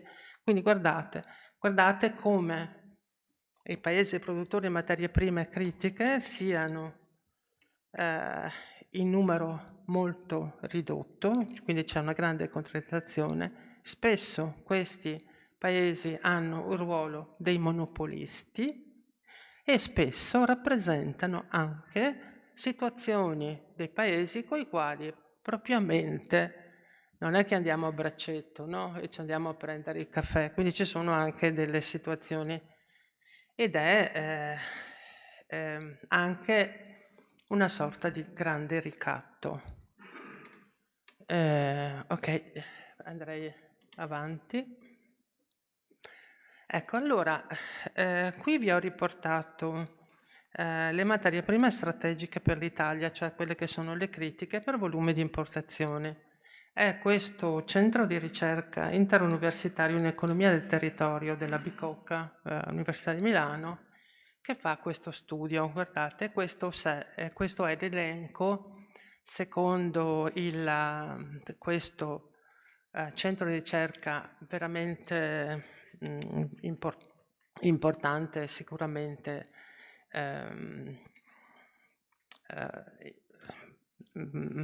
a livello della ricerca scientifica molto apprezzato, ecco, dai.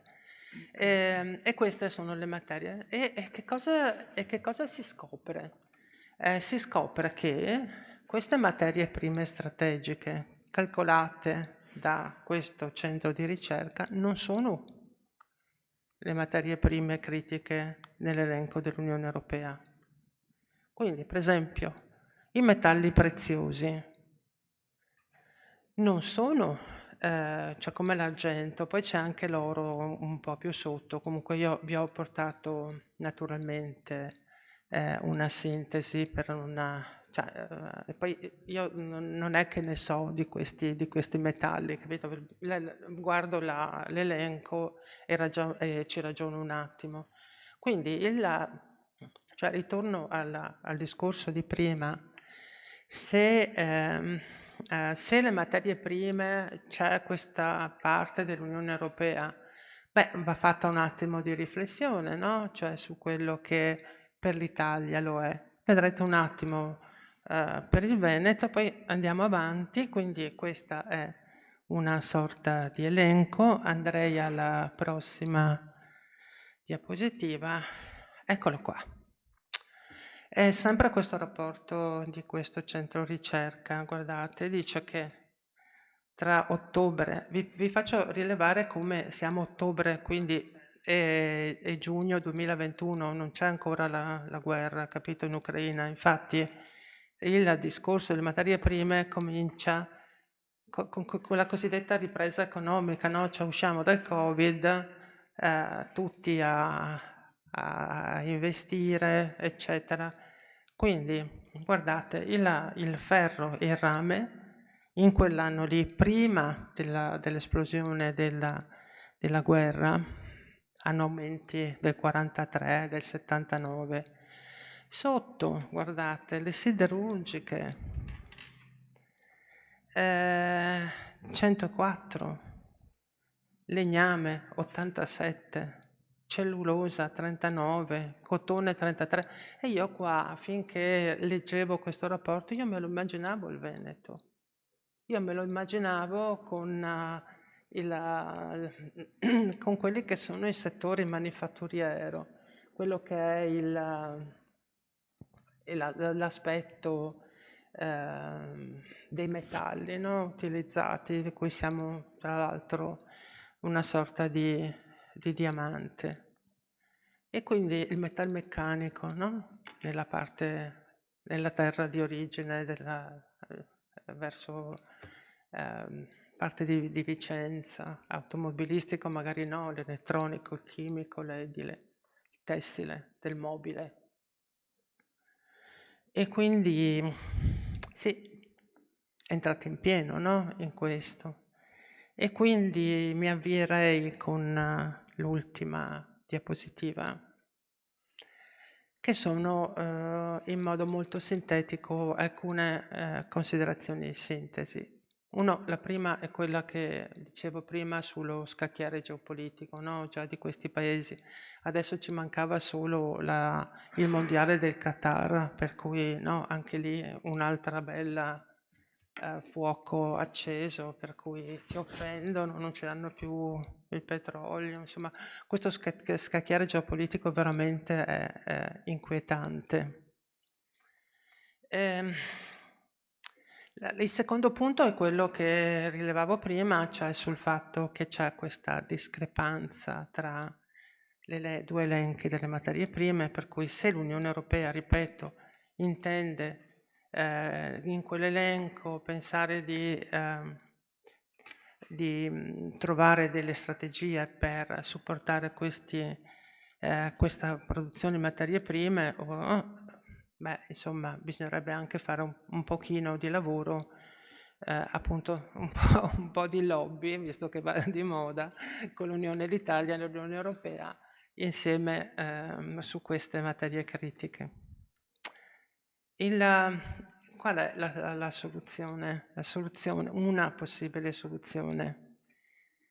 Una possibile soluzione è l'economia circolare.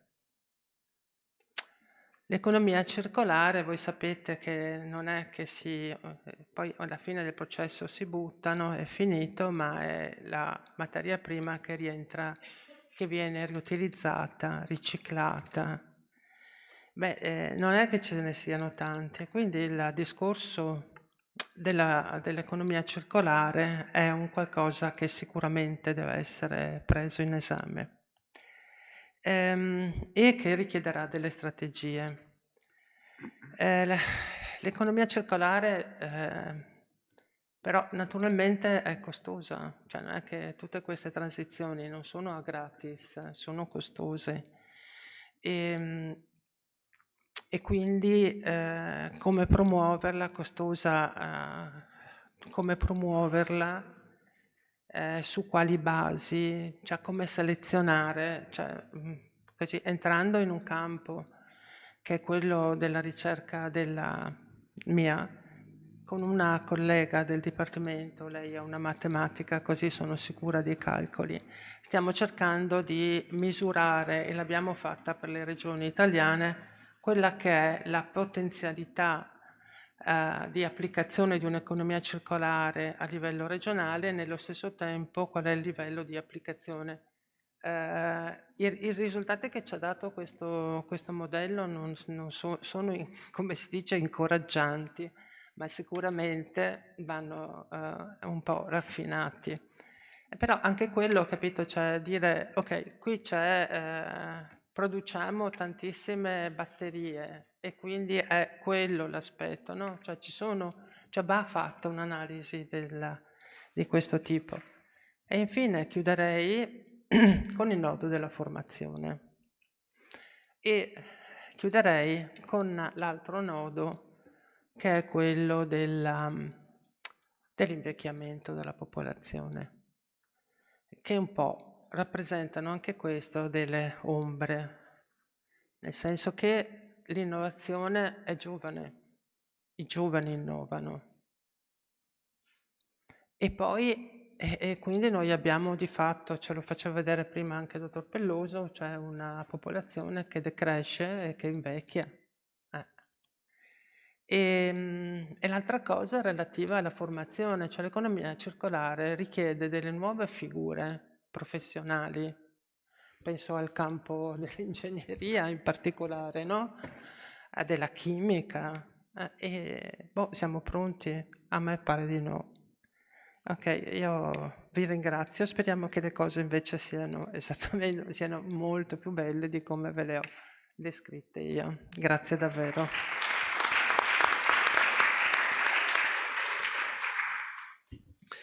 Grazie alla professoressa Zolin. Ora la parola alla professoressa Eleonora Di Maria, dell'Università degli Studi di Padova, ordinario del Dipartimento di Scienze Economiche ed Aziendali. Prego. Buongiorno a tutti e tutte.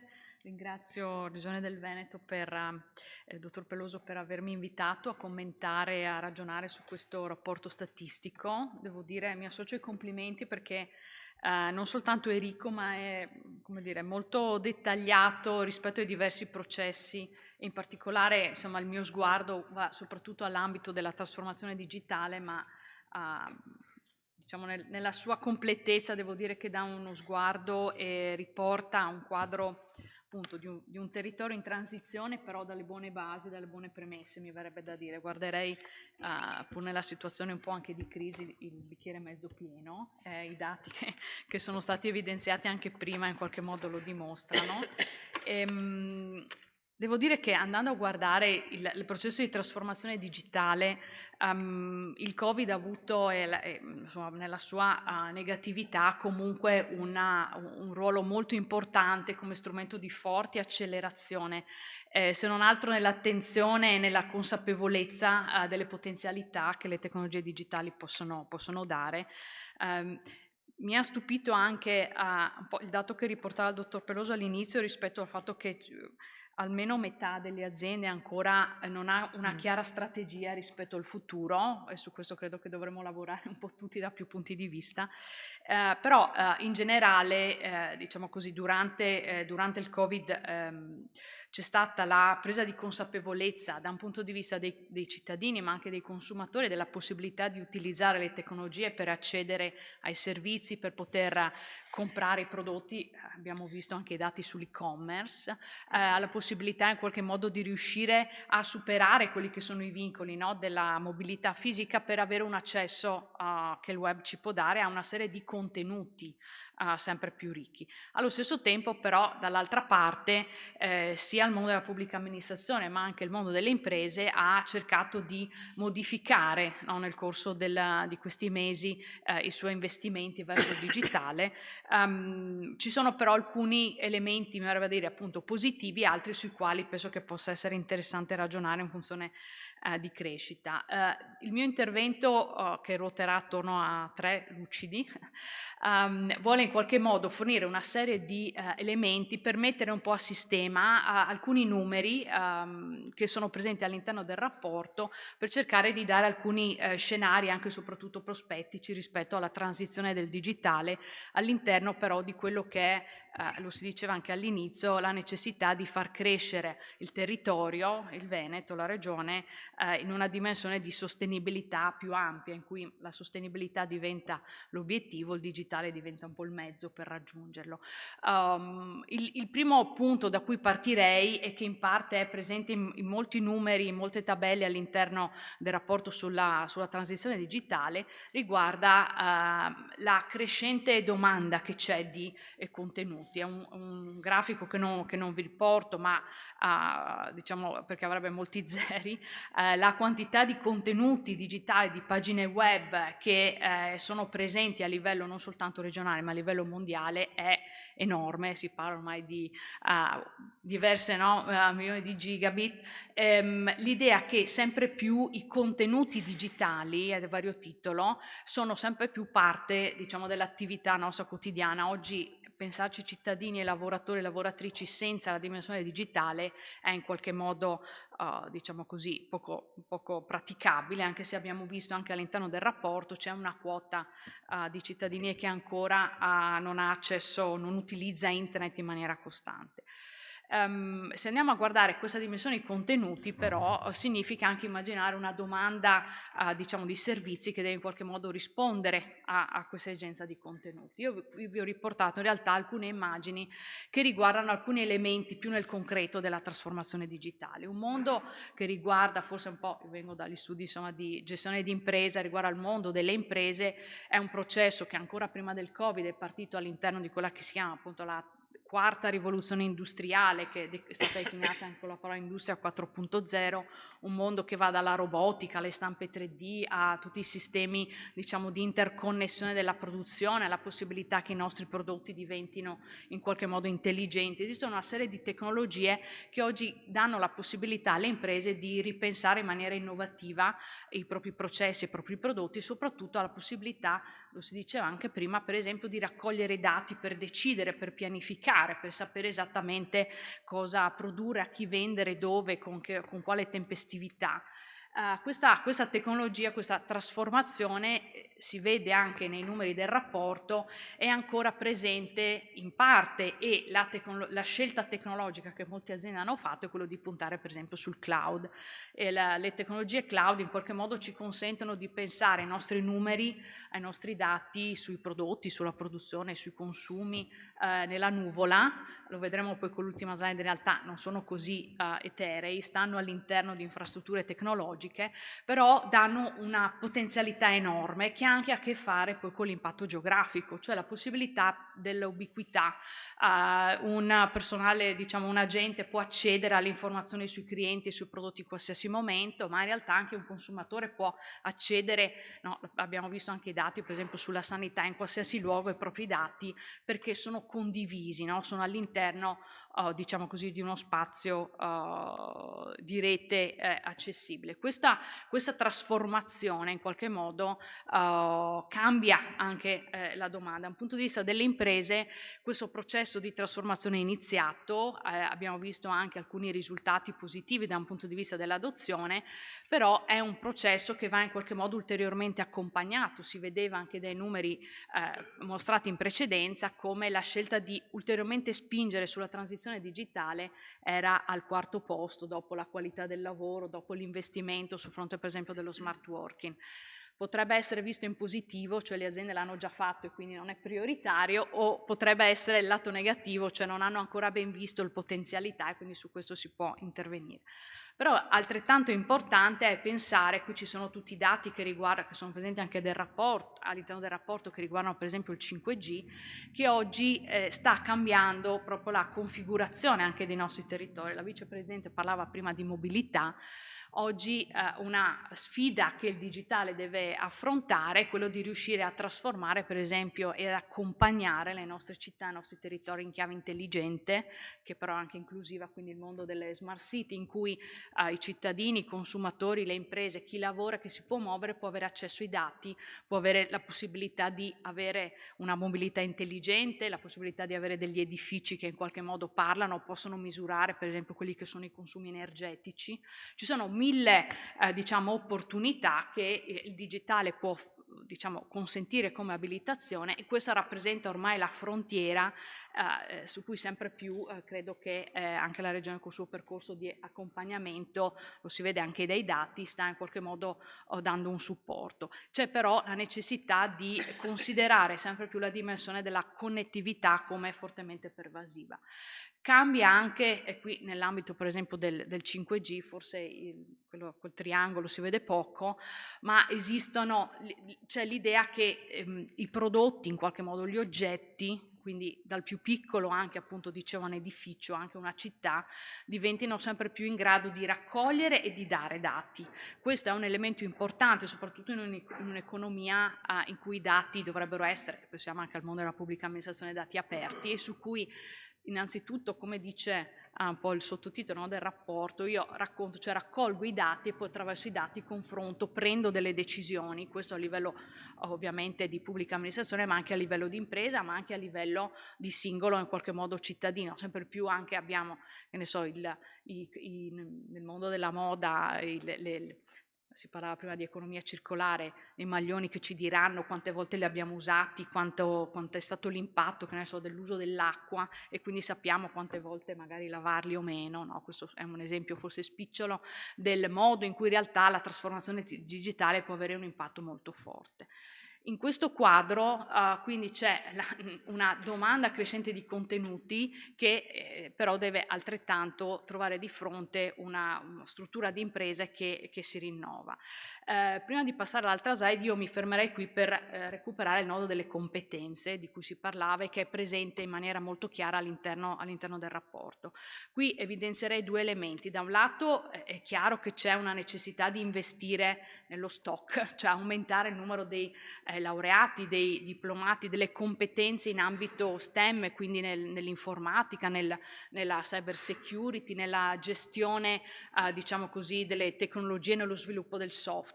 Però è altrettanto vero, soprattutto in un contesto come quello della nostra regione, che ha un contesto manifatturiero molto importante, bisogna pensare di immaginare questo sviluppo delle competenze anche in maniera ibrida, cioè i lavori ibridi, no? Quindi l'idea che anche chi si occupa di marketing, di vendite, di export, conosca e sappia usare le tecnologie, perché questo diventa un modo appunto per usare anche in maniera intelligente i dati. E qui credo che l'aspetto interessante possa essere, anche appunto coinvolgendoci anche noi come università, nella possibilità di aumentare la collaborazione, i progetti, le occasioni attraverso cui le imprese per esempio lavorano con gli studenti per realizzare dei progetti legati alla trasformazione digitale, così come si cita all'interno del rapporto per esempio la forte prevalenza anche nel Veneto di un terziario innovativo, quelli che vengono chiamati KIPS, che hanno a loro volta diciamo una deficit di reclutamento proprio perché i lavoratori con competenze non sono così abbondanti come vorremmo, ma diventano anche un'ossatura importante per accompagnare poi le imprese, quindi questa collaborazione tra mondo dell'università, del terziario innovativo e della manifattura credo che siano importanti. In realtà sono interessanti però anche per gli altri ambiti che io non metterei in secondo piano, che sono quelli dell'agricoltura, che in parte era citata. C'è un'enorme innovazione anche nell'agricoltura di precisione, quello che si chiama lo smart farming, che è citato tra l'altro nel rapporto, così come quello legato per esempio al turismo, alla cultura, la possibilità di rendere accessibili i dati. Se passiamo grazie alla seconda slide, questa invece è un po' più tecnica, ma come dire la spiego meglio. A fronte di una crescente domanda di contenuti, non soltanto aumentano, ma le statistiche dicono che diciamo, tra il 70 e l'80% i contenuti che vengono scambiati sono contenuti multimediali, quindi prevalentemente video di qualsiasi tipo, poi c'è il web, i dati e poi c'è diciamo, lo scambio insomma, di altri tipi di dati. C'è l'esigenza di connettività, cioè la capacità di riuscire in qualche modo a trasportare i dati e rendere questi dati accessibili. C'è al di là dello scenario, quindi come secondo elemento di trasformazione, le infrastrutture che portano in qualche modo, che sono a supporto del cloud, stanno cambiando. Si parla oggi di quello che è l'edge computing, cioè l'idea che sempre più i dati siano vicini al luogo in cui non solo sono prodotti ma sono utilizzati. I numeri che qui riportano uno studio a livello internazionale dicono ma perché dobbiamo avere in qualche modo una trasformazione no, dell'infrastruttura tecnologica sempre più vicini? Perché appunto da un lato c'è la necessità di avere di una nostra vita, di una nostra attività di lavoro, di consumo che è sempre più data intensive, cioè noi avremo sempre più bisogno o potremo sfruttare i dati, quindi tanto più questi sono vicini, tanto più ci danno la possibilità di lavorare meglio. E questo però richiede un'infrastruttura tecnologica, ovviamente qui non c'è il tempo per approfondirla, però su cui si sta muovendo anche la regione. C'è poi un altro tema che è quello human latency, cioè la capacità di noi tutti come persone di aspettare, no? Oggi siamo sempre più richiedenti in qualche modo dei dati che sono subito disponibili, pronti, no? Non possiamo quando aspettiamo più di 5 secondi un video perché si carichi andiamo magari un po', no?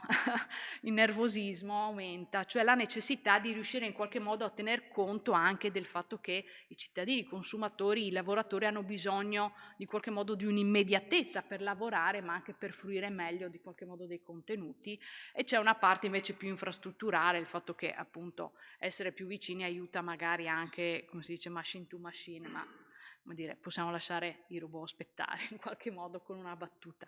L'ultimo punto, e vado in chiusura, invece grazie se all'ultima slide, riguarda un tema che secondo me come dire, fa un po' da sintesi ai due diciamo, interventi, ai tre interventi di oggi, perché è un tema che tra l'altro come Dipartimento di Scienze Economiche Aziendali insieme alla direzione ICT della Regione Veneto abbiamo qualche modo iniziato ad affrontare, che riguarda la sostenibilità digitale ambientale delle infrastrutture digitali.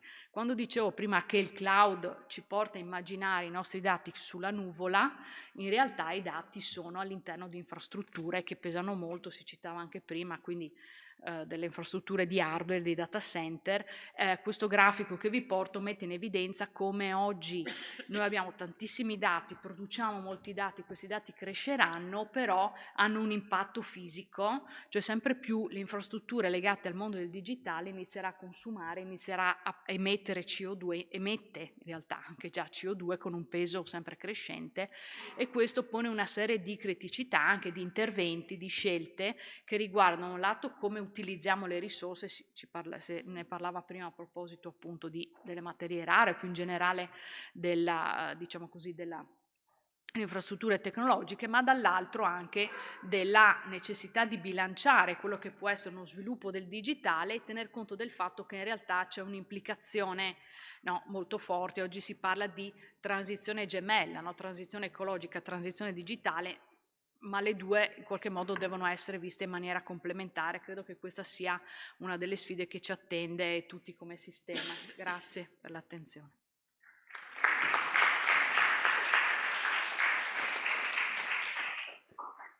Grazie alla professoressa Di Maria, ci avviciniamo alla conclusione di questa intensa mattinata.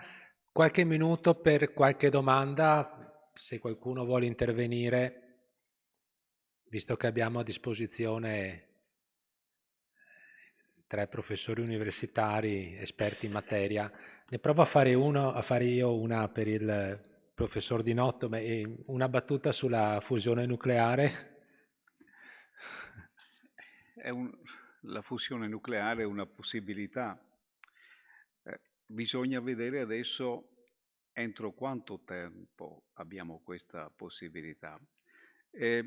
Francamente io sarei anche molto curioso di capire quanto è veramente il guadagno di energia, perché la mia sensazione è che 20% rispetto all'energia che io do, se sto usando dei laser che costano moltissimo e che hanno tempi di vita molto brevi, come i laser militari di quella portata che consumano un sacco di energia, è stato messo in conto quell'energia in entrata o no?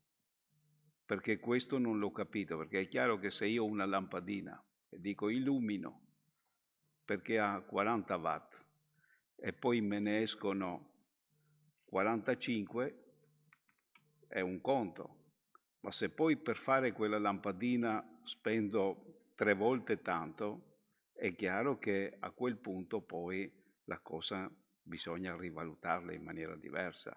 Ecco, io voglio sempre mettere il dito nella piaga, per cui aspetterei per vedere gli entusiasmi. Qualcuno, grazie. Qualcuno vuole intervenire?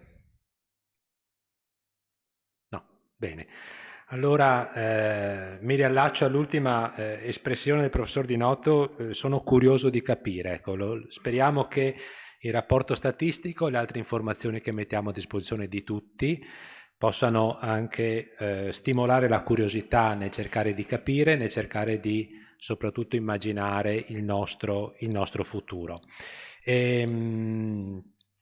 Ringrazio tutti, i presenti, chi è collegato nel canale YouTube, e ringrazio i colleghi di Banca d'Italia che hanno partecipato alla stesura del rapporto statistico con una collaborazione ormai consolidata da molti anni. Permettetemi di farvi gli auguri di buone feste a tutti voi e tutti i vostri cari. Grazie, al prossimo appuntamento. Grazie.